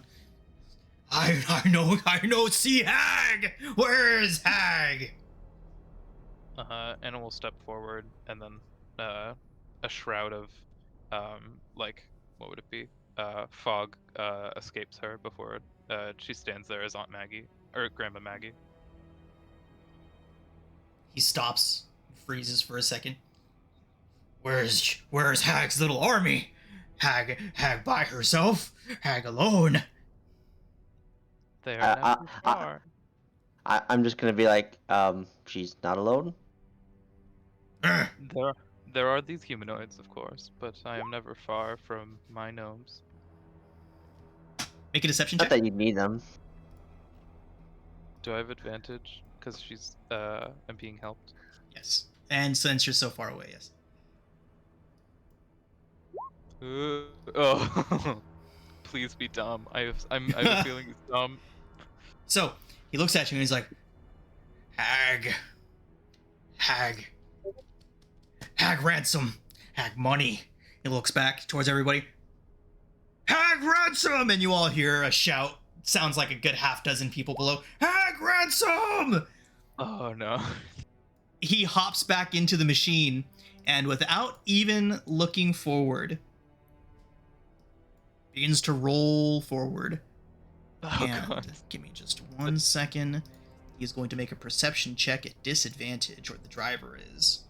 They're going to burrow to the side as they hear it roaring past. Okay. So, it comes, you hear it vroom, vroom, and then just peels out, kicking up dust behind it like crazy before barreling right into your trap. And just, you all hear just this crash. A huge cloud of dust comes erupting up and out of it. This thing is stuck in the hole. And with that, everybody, we are going to go ahead and roll initiative. Yes. Fools.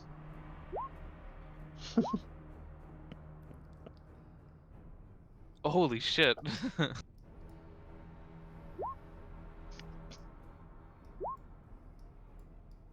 I've lost my token. I don't know where that is. Bottom left He's off to corner. the side. Middle left corner. Yeah. Middle Yeah, left. middle, yeah. It's a Middle left. huge map. Do you want to drag it over so you're closer? I feel like you would have. Yeah. Yeah, I brought it Well, right you back. should Sorry. drag yours over too. If anybody wants to man a ship, they can still use the range weapons on it to hit them. Right, I imagine so they do a lot of damage. who is Or the manning stations on the Demon Grinder? Well, I guess you get to decide that when it's your turn, as long as you haven't disembarked. So Anacola and Althea, are you both out of the machine right now? Yeah, it would be. Okay, so neither of you obviously can take any actions with the Demon Grinder. Anyone that is inside can use their actions to use a position on the Demon Grinder, and they are most certainly going to be doing that. So how deep was this hole you all dug? Probably about 10 feet. I 10 imagine. feet? Okay, Yeah. that does Yeah. track. That's about as deep as you would have been able to get it. So the harpoons are still sticking out over the top. They will have disadvantage on any attacks that they make, and this thing obviously can't move until it digs itself out. Luckily, it does have a pair of, as you can see, giant fucking claws on the front of it. All right. Let me go ahead and get initiative for these guys going. Anacola, you want a board? I'm boarding. Is it prone? Is their Demon Grinder prone? It is... We're going to consider it grappled at the moment, or restrained. It's going to have to dig itself out of the hole. It is not prone. Okay. And If I'm it gonna was use like- my. Go ahead. I was gonna say, would it need to be like sideways or upside down to be prone? It would need to be knocked over on its side or upside down to be prone. Yes. The harpoons on their vehicle where are they located? They're located like in the middle here. Correct. On the roof. Directly on the roof. Cool. Okay. And here we go. Dogmole first. Brownie and Cupcake. Oh my are god. going Oh god. she's going to scream now, and Brownie and Cupcake are going to jump out. They're going to Oh, burrow 5 Sorry, feet there out were of the ground. 4 of them. hanging onto the sides. Let me get them out and in the open real quick because they are not inside of the machine. Would the one mending the harpoon be out as well? He would be standing on the top. So let me get them out right now for you all. There they are. Okay. They are going to burrow 5 feet out of the ground and jump up, and then, they can get to like right here. Would they be able to attack from right there? This guy? Does he have a climb speed? No. So that was 15 feet. Okay, yeah, he can get there. Or wait. It would have been here, right? Yeah, So just difficult terrain to get up there. So just add 5 feet, yeah. and that's how much it would take him to get there. Yeah, so if he got... I'm trying to think, because he'd have to... Because he was 5 feet underground, so I don't think he would be able to get to 15 feet. So he'll probably just go here. Yeah, so Brownie is going to attack twice. Oh, okay, whispering. 1 second. Oh, fix sorry. That. No, Yep. that's my fault. Yeah, so it was a 15 and a natural 20. Nice. Okay, I'll check and see if that hits in just a moment. The nat 20 obviously hits. The 15 hits as well. Nice. Okay, so... Do their weapons, do their natural weapons even affect a werebore? Immunity to bludgeoning, piercing, and slashing from non-magical attacks. Unfortunately, their Oh. attacks will not affect this Oh, thing. they're werebores. Shit. Okay. Okay. It kind of looks down at this thing gnawing on its leg. It's like, ah! Tries to kick it off. Noticing that nothing is working, they're going to jump off the side and burrow down. I guess they'll take an attack from going underground. Like attack of opportunity. Right. I think you said when they're burrowing underground, they have 3/4 cover when burrowing. Right. Like out of range. It is a 23 to hit for 6. Jesus. Okay. Yeah. That. It's +5 from. Yeah, they hit. Okay. How do I? Oh, there it is. That thing is a really Right. strong CR1 creature, though. Okay. And Nicola, it is your turn. Yep. Sorry. Can they reach the werebore? I'm really sorry. This is. It's a big map, I know. Yeah, What are this you asking? This Yes, guy. he can reach that werebore. Okay, That they're werebore is hanging off the side. Oh, that doesn't do anything, but they're still going to try. Okay. Yeah, that doesn't do anything, but both they hit. tried. That's fine. Yeah. So they smack it, and now it is actually my turn, and I'm just going to shoot a. What are they? A chill touch. Are you And in range? I'm within 120 feet. Okay, awesome. Yep, and then I'm going to shoot. Oh wait, if I can see this guy, I'm going to shoot him. Yeah, you can see them all. 26. I would say the 15. ones that are sunken down into the hole would have 3/4 cover against any attacks made against them from outside of the hole, but the guy on top is readily visible. Okay, yeah. He takes 15 necrotic damage. All right. Nearly- He lets nearly out a shriek and swivels his harpoon towards you. Aha. Well, don't kill me. You need what was it? Hag what was it? Hag He called it Hag Ransom. Hag Ransom. Hag ransom. All right. Can't kill me. Hag Ransom. Says, capture Hag, and then launches the harpoon at you. All right. All right.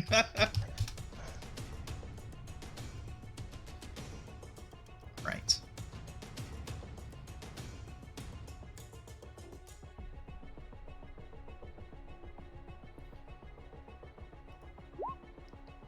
Okay. It's only a 7 to hit you. Oh, nice. Okay, I'm good then. So you all hear the hatch open, and you hear, "Idiot! Need Hag alive!" And then the hatch closes again. Bill, you're up. You're in the demon grinder, right? Oh yes, driving. Okay. You can I always don't think we need to move. You can always do this, and that way we know that you're in there. Who else is in there? Balafon, you're inside? No, I'm off to the side over Okay, here. so Just Kroll. Kroll and Bill. I kind Shoot of. something, Bill. I was just saying, I signal towards Kroll. Would it be possible to? I know it's in the hole, but drive up, and use the chompers on it. If you would also like to be in the hole, that is certainly a thing you could do. Okay. Use a Yeah, then harpoon. I'm just gonna jump out of my driver's seat, wheel harpoon around, and try and blast him. Okay, blasting the one on the top on the harpoon gun, the one you can see. Yep. Okay.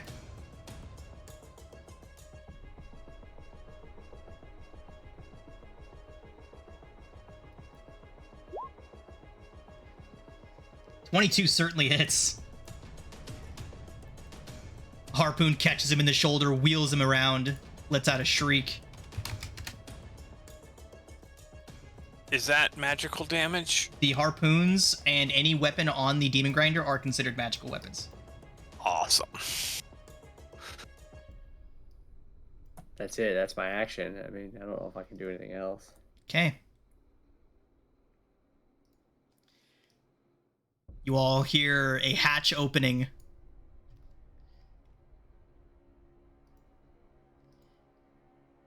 Out scurries a were-rat. Hops down. Difficult terrain to get out of the hole. It's as far as he can get.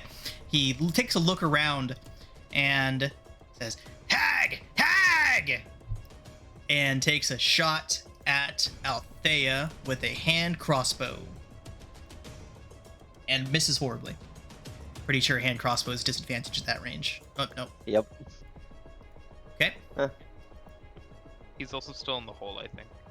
Yes, he 10 feet in the yeah, hole. He didn't even be able to see further up the wall. Yeah, we said it was the blue line. Okay. Okay. So he would have 5 more feet left then, since, yep, he would be right there. Okay, the next one. It is going to climb up top and use the second harpoon. He's going to take a shot. He's going to take a shot at Bill. At the other harpoon. How much cover? Half cover. It harpoon. says half. Half cover. Bill, a harpoon shot at you. It's a 24 to hit. Ouch. 7 piercing.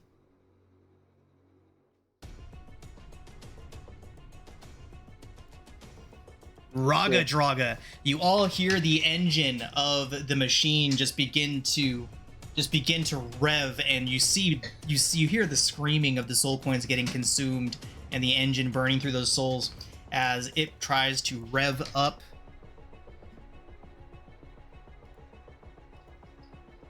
So he is proficient in land vehicles.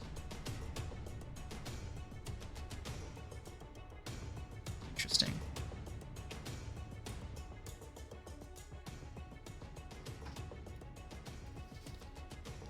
Okay. You all see the nose of the machine come rising up out of the hole. You can hear it struggling as the engine works and works and works, and then it drops back in.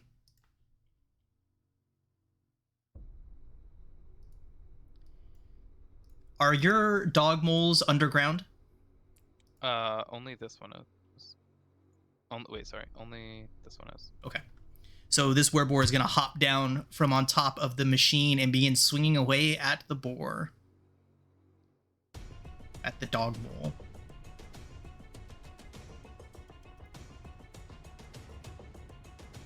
Okay. It is a 16 and a 24 to hit the dog mole. Okay, they both hit. For 15 bludgeoning. Nice. Balafon, you're up.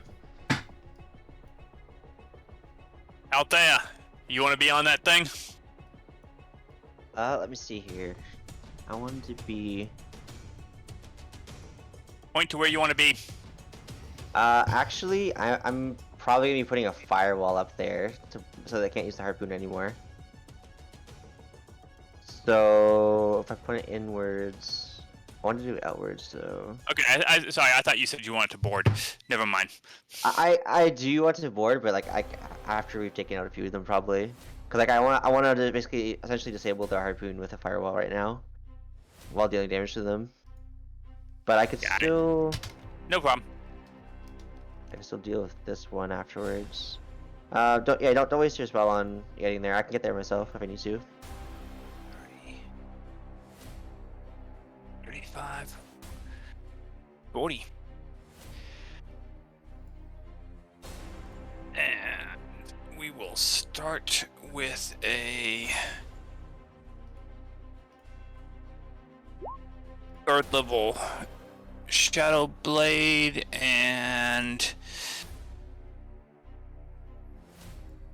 Holy shit. Right? yeah, it just automatically rolls damage, but it'll be so it's 24 hit. 24 hits. So that'd be 18 points of damage to the rare rat. All right, so he's laying flat on his belly, hanging out of the hole, and you just rush up on him. He looks up to you, and yeah, 18 points. And 24 hits That for another hits. 21. Down he goes. Next!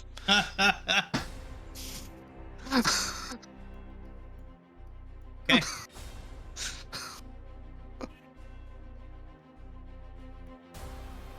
That brings us to one of the werebores that are still inside of the machine. Second. Oh, and Evan Star will fly to here to give the help action against anybody shooting this rare rat up here. Okay. Oh, never mind. No, I knew you were going to cast a fireball. Never mind. Evan Star would have flown to here. Is Evanstar an owl or a bat? An owl. Okay. Yeah, so he's faster than the Demon Grinder. Yeah. No, 60 foot. Well, yeah, if he dashes 120. Oh, I thought he already was 120. My bad. I'm Nope, confusing owls. 60. Balfon, one of the werebores disembarks from the machine and charges at you with his maul raised. That is a 19. That is a miss. Ooh, the second one's a crit, 25. Silvery barbs. Nice. Can you silver barbs yourself? Too soon. Yes. You can. Okay. Any successful thing. And roll have advantage. Okay. So its second maul roll is a 20. Miss. Nice. Okay. Althea. Did you say I'm gonna Kroll has cast Firewall. Yes. Okay, dimensions. advantage? Kroll is too far. It's going to be, I believe it'd be a circular one, so it'd be like that, I guess. Oh, you're making a circle? Yeah. Okay. The idea is to have those two in it, and the harpoon would no longer be able to shoot because it doesn't have line of sight anymore. Okay. So what are the dimensions it can get up to? Let me ping it.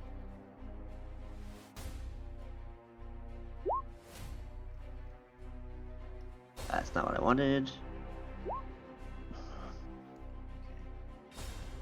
Ringed wall, 20-foot diameter. So what's that, 8 by 8? 20 feet diameter. So Not radius, diameter. it'd be like 10, 10 foot radius. 10. Yeah. So, 1, 2. So it'd be like 1, 2, 3, 4. It would go out to here. And then Essentially like that, Okay. but it's essentially that, but in a circle, I think, by the looks of it. Okay, and where exactly did you want it? Right in front of the machine? Yeah, it'd be like centered around Oh, here. on top of it. Cool, cool. Yeah, on top of it, so that the harpoon can no longer shoot because of the line of sight, and these Okay. two would immediately get hit by it. All right. So, a ring of fire materializes on top of the machine, you all hear the wereboar and the wererat screeching in surprise and pain.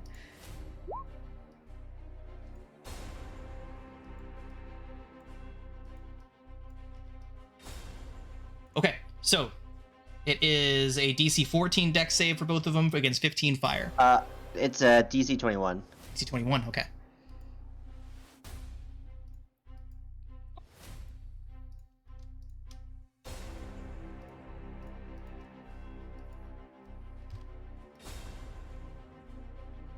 You see, oh, because you cast it from the shield. Yep. Nice.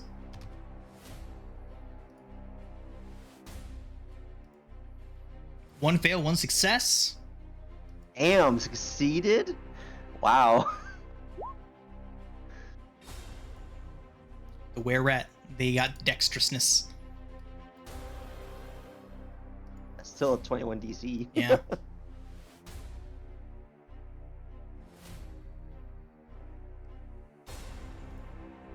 You know what, 1 second, you're right. My DC didn't go through properly. Okay, they did both fail. I think I accidentally typed DC 15. Okay.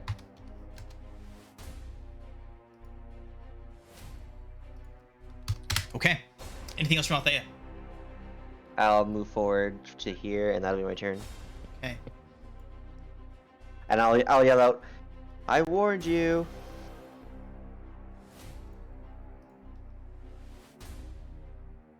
All right, Anacola, you have the advantage because you were the only one in range. Just to be clear, the firewall is facing outwards. The damage is going outwards to 10 feet. Got it. Alright. So I'm on a harpoon. So maybe go after this guy right here. I don't think you can see him. We can't see him. Yeah, you can't see him at the moment. You got a target right here if you want to take a shot. Yeah. Oh, okay. Alright, so I'll take that one then. Harpoon. Yeah, and I jump out of the way. How do you do this? You should just be able to hit the harpoon button on the machine's stat block. Yeah, you gotta either click it on the character sheet or actually There we click on the Here we vehicle. go. Oh, oof. I'll Six use is my Alright. special inspiration for him. Yeah, I'll use my own sessional inspiration. It's fine. okay. That does hit. Okay, so 7 then. Okay. Anything else? You do have your bonus action, and yeah, you do still have your bonus action. Really anything I can do. Okay. No, I think that's it. Okay. The wererat down here, seeing this wall of fire appear on top of its machine, is going to scamper up and out of the hole. So that's 3. And then start climbing up this wall here. Dog moles. All right. Okay. I like how the dog moles got to act first in the initiative. Yeah, I would be able to climb up to right here, right? Yeah. Okay. So when it gets there, since it's seen that it can't attack these things, how high up is this? About 10 feet. Okay. While this guy's climbing up, they're going to try and shove him off. Okay, he's still scrambling up it right now, so he's only about 5 feet off the ground currently.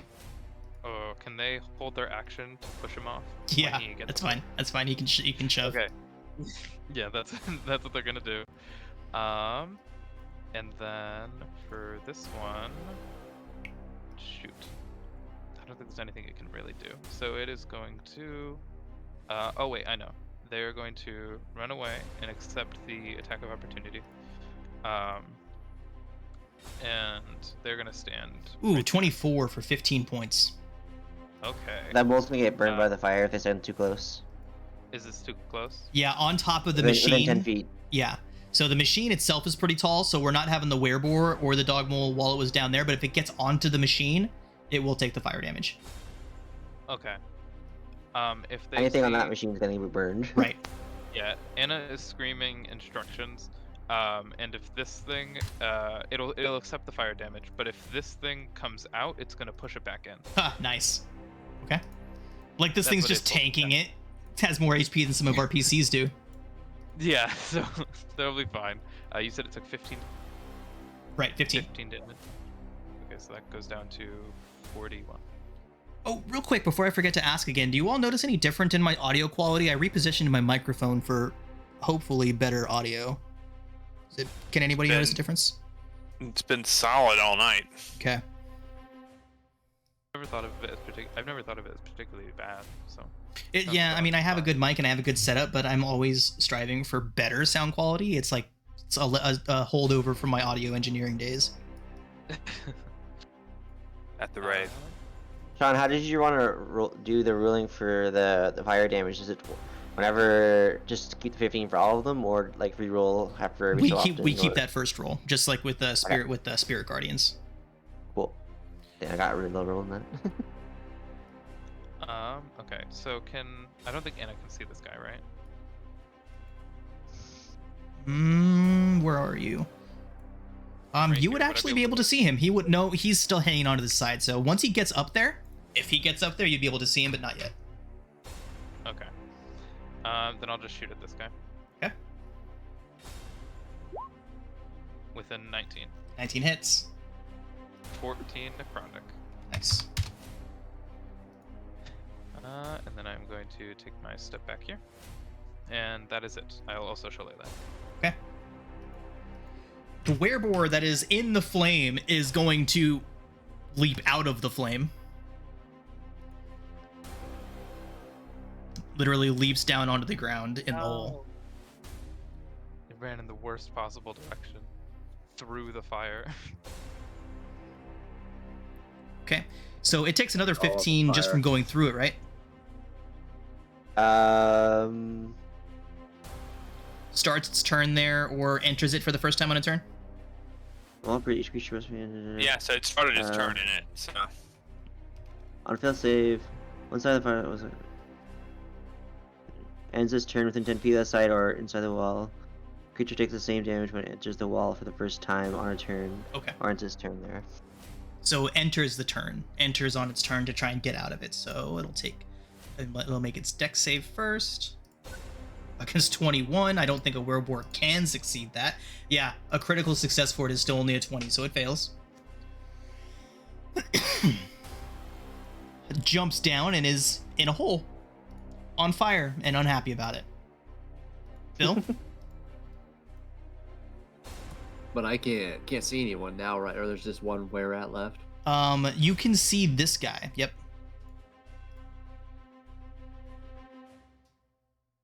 I'll try and shoot at that guy with the cannon.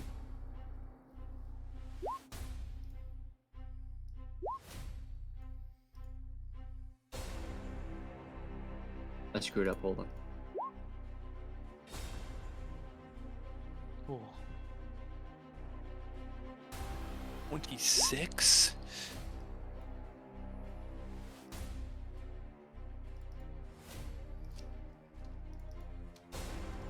These guys are nerfed at range. Holy shit.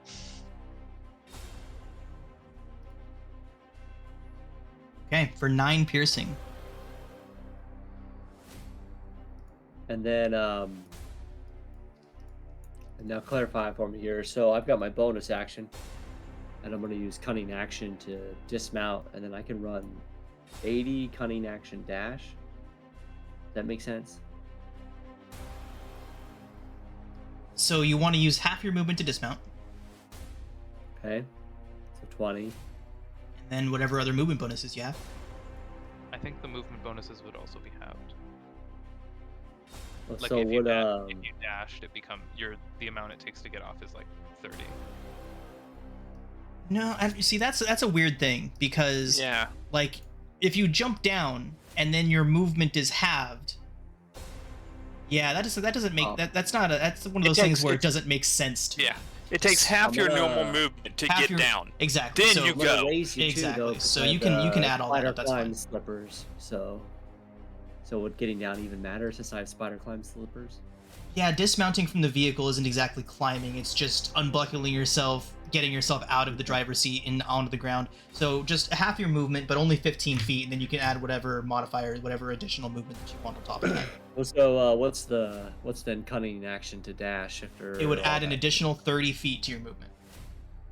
Plus, you have another 15 feet of normal movement, or Right, so you can get out of the car and then move 45 feet. Thank you. That's what I wanted.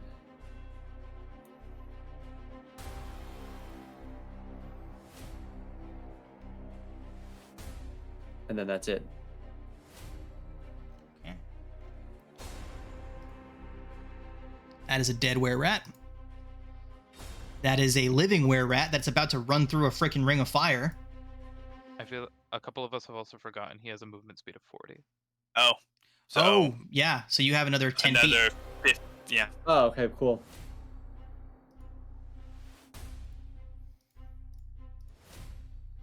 Oh, this one could succeed, but didn't. And you see it leap up. You all hear a shrieking and a screaming coming from this were-rat as a engulfed in flame humanoid figure comes running out and falls off of the demon grinder on fire and promptly dies. As you do. As you do. Okay. Raga Draga, unaware of all of this madness going on above him, has noticed that it's gotten a little hot inside of his demon grinder. But he is going to try to get out of this hole again.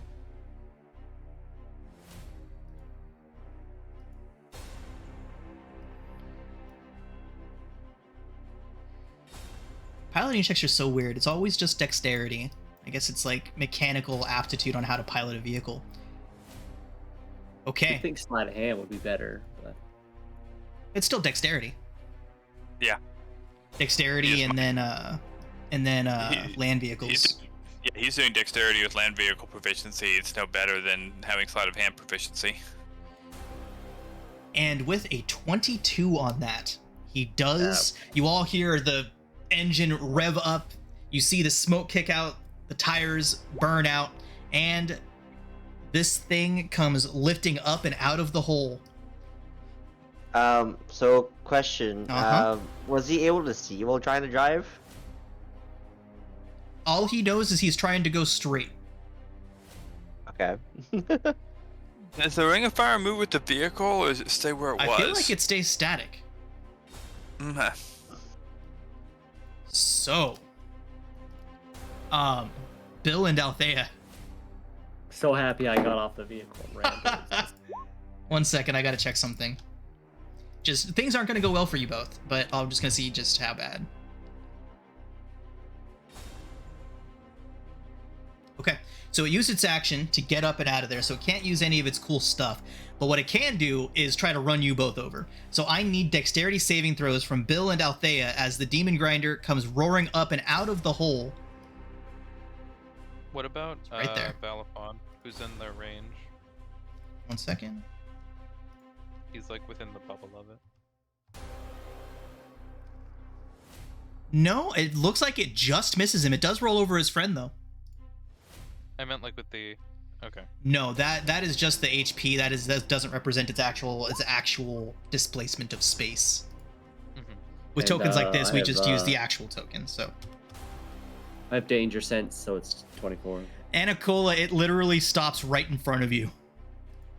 Oh, nice. It's like touching my nose. Right, but the Werebore, Bill, and Althea, we do need dexterity saving throws. Dexterity. Yeah, so 24 for me. 24. 15 is also good. Let me check real quick. I imagine this is them just like jumping on top of it and rolling across the top. That or diving out of the way. Okay. Alright. You can't even dive out of the way, look. Because it's like you're in the center of like Okay. 10 feet. I would assume it would put you off to the side as you made your saving throw. Right. Is this save for half, or is this save or Checking suck? now, it is save or suck. So you both succeed. Diving out of the way of the machine as it rolls into your space, you can put Yay. yourselves out of its space wherever, just somewhere within 5 feet of it. Can't be on top of it. You can be on top of it. Yeah, you'd be on top of it at the front, though. Fine with that. Okay. Okay, I'll actually join him and jump on top. nice. Brings us to the next werebore. Mauling twice at Valifon with a 16 and a 21 to hit. He went after me last turn. Did he? Yes. Okay, it looks like I might have mixed them up, these two specifically. Okay, so we'll put him back. And then I guess it would be this one then that's attacking you? I must have mixed those two up. Yeah. Oh, you moved one. You moved one up to me that attacked There's me. one here, and then this is the one Yeah. that moved up to you. Oh, okay. I missed it. You moved one up to me. Okay. Yeah. The one that's beside me already was the one that had, Okay, yeah, that had okay. attacked me since my last turn. So a 16 and a 21 to hit. The 21 hits. For 10 bludgeoning. It is now your turn, Valifon.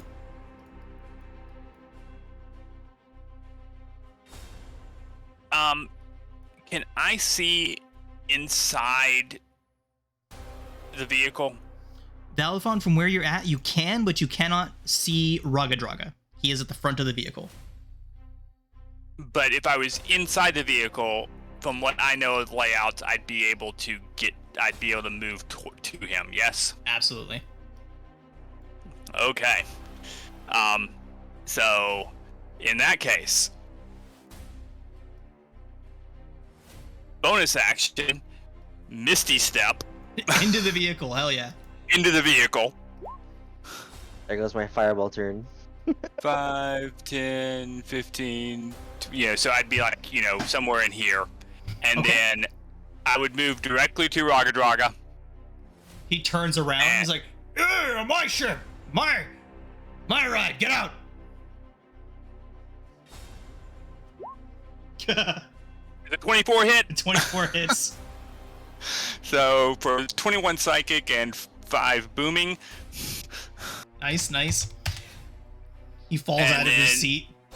A 21 hits. That is about the worst I could ever roll for 7 psychic. Okay. Brings us. Anything else? Nope, that's about all I can do. Okay. Brings us to this werebore, who's seeing Valifon disappear inside of it. Well, I don't know. What does he do? I mean, he sees me disappear. He doesn't know where I went. Yeah. I think he's just gonna run forward onto the machine. Wouldn't you have appeared on the machine and then you ran under deck? No, he could see it. He could see into the machine, so he One of the teleported ports or directly something. into it. I just need to be able to. I mean, through a pinhole, if you can see, Right. you can Misty Step. Oh. Anacola, one of the werebores boards the vehicle, and you begin to hear a mechanical chunking sound as the claws on the front begin to start reaching out and grabbing chunks of dirt and reeling them in.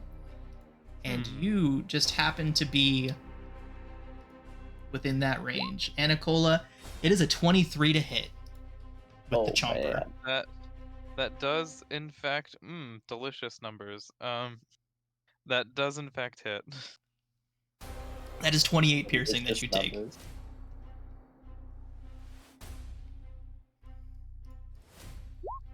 By the way, oh, never mind. Oh, amazing. The fuckers also disappear. Oh no. Cupcake and what? Cupcake and Brownie. Brownie. Okay. Althea. So I was gonna do a fireball grenade, but instead, Built a guy on the chomper that just climbed up there and started chomping. He is inside now. This one. This one and this one are both inside of the vehicle. does it look like there's any more inside of the vehicle, or is that it? That is it. Where's the entrance? There's entrances on the sides and on the top. I'm gonna get close and personal to this guy here. get inside the vehicle. Okay. Just come up behind him and just be like, "You messed with the wrong people." As her sword just goes like into his back. Actually, or sorry, the flail goes into his back.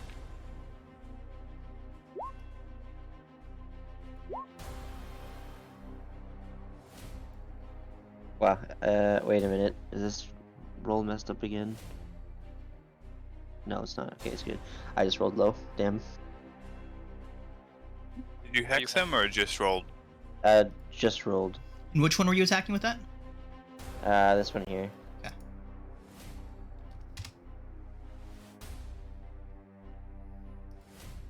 Okay. Anything else? No, that'll be it for now. Okay, that does bring us to Kroll. Well, I'm pretty far away. There's not much I really can do. Can I attempt to drive this thing? Yeah, absolutely. Just got to use your action. 100 feet. Okay. Please So look where you're going. 5, 10, 15, 20, 25, 30, You'll be fine. 35, 40, I guess, just to like right there. Okay. Just so that I'm like up close to it. So that's your action to drive it. You still have your full movement and your bonus action. Alright. So that'd be 5. Wait, it's half movement to get down, right? You Yes, said? half movement to dismount. Alright, so that's 15. And then like another half to get up on this thing. Correct. Shit. He just okay. jump? Could he just jump? Yeah, you know what's what? your You jump could. distance? You could get out and use True, your jump yeah. distance to get there. There you go. Okay, so what exactly is jump distance again? So as long Right. as you have a 10 feet running start, you can jump up to your strength modifier. Okay, so gotta I just try to jump this right here? Yes, then? you can. So 5, 10. What's the standing leap? 15. Is standing leap half your strength modifier? Something I like thought it was that. strength 4. Right, strength score, not modifier. That is correct. Oh, So Okay, yes, my Kroll, strength you score can is you 17. can jump to the other machine. alright, so 5. So like right to there, I Yep. guess. Okay, and I'm gonna freaking action surge, Cool. and then I'm gonna attack. So you can you can totally use your Okay. movement to get down into there. Okay, so can I attack this guy then with Yes, my you can. action surge? Yes, go ahead. Okay. Alright. Nice. Perfect. Bitch. And then I also have what was it again? Voodoo critical? Savage attack or whatever. Yeah, when Okay. you roll a crit, roll an extra damage die. Nice. So I'm gonna do. Let's try to do a trip attack with it. With my superiority die, let's do savage attack. Okay, and that's it for that. Okay. So 15, 25, It's a- 28 points. It's a 14 for the save Okay. for the trip. He gets an 11. Hell yeah. So you all see Kroll just drop in from the hatch and just start wailing on this guy, and he's like, "Oh!" and falls out of his seat onto his back and just starts trying his best to defend himself. So you got another attack on that action surge at advantage now. Yes, sir. Okay. So let's do this again. 11. 14. 14 Mhm. hits. He's prone, right? Okay. Yeah, he's prone. Mhm. 14 hits. Let me take away all that. For 9. All right. Anything else?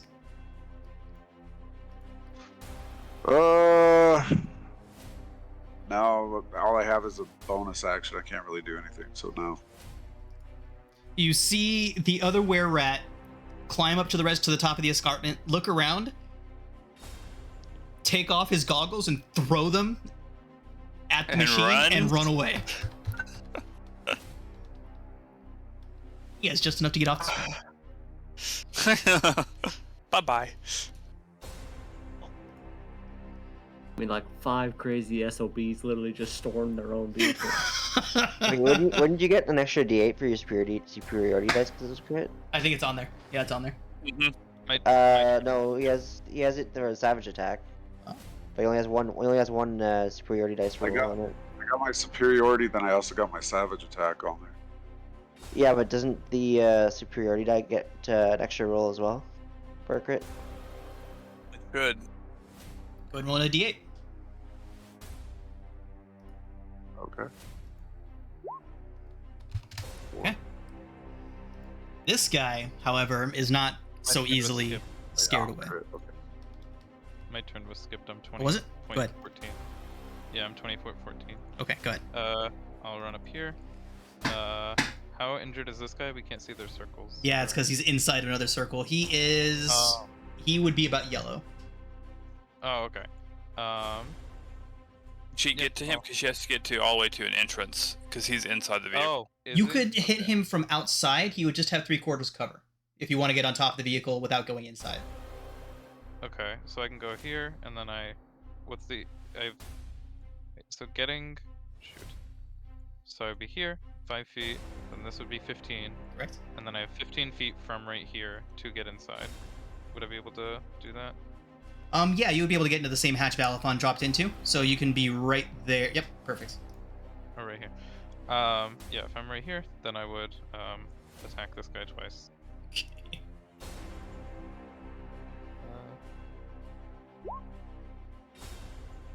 15 and 19. Let's both hit. Or the 19 wouldn't matter, it's not magic. So 9 bludgeoning. Yeah.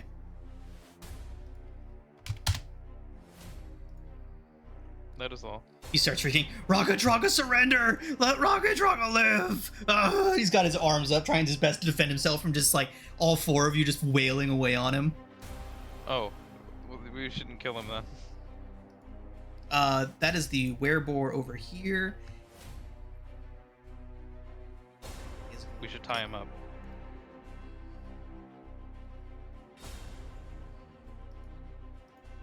Raga Draga's turn.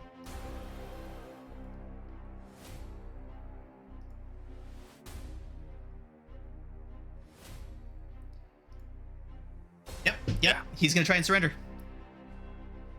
He is not doing anything yet. He shouts at his men, "Stand down! No more attack!" Valvon? Human form. It looks like he has to struggle really hard to do it, but he complies.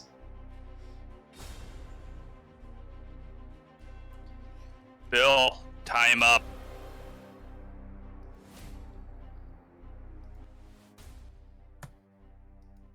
You all accept the Gorguts gang as surrender?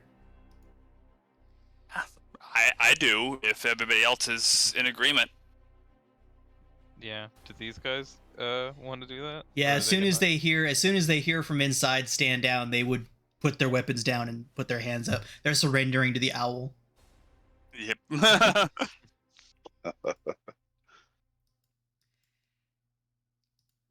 I take the one in front of me and just like grab him by the back of his neck and just like push him down to the ground, and then like tie him up as well. Yeah, I'll get Right. some rope out and tie him up and everything. I think you're I'll look demanding for- he go to human sure. form since they're I'm not sure running why around I'm in the one hybrid tying him form up, is- but because you're there. All right, everyone. We're going to go ahead and call it a session here. When we come back next week, you can see what you might be able to loot from this machine and decide if you want to commandeer the Gorguts demon grinder and have 2 of them rolling around. There's only so many vehicles we can drive. We'll have to. Wait, does ours have claws? Yours also has a Ours is chomper on the chomper. front. Yeah, it has a chomper. Oh, okay. They just look different. Yeah, we gotta vibe check them, see which one's better. Good stuff. All right, everybody. Well, we will meet back up next week, and we'll pick up right here, and hopefully make our way to Haruman's Hill.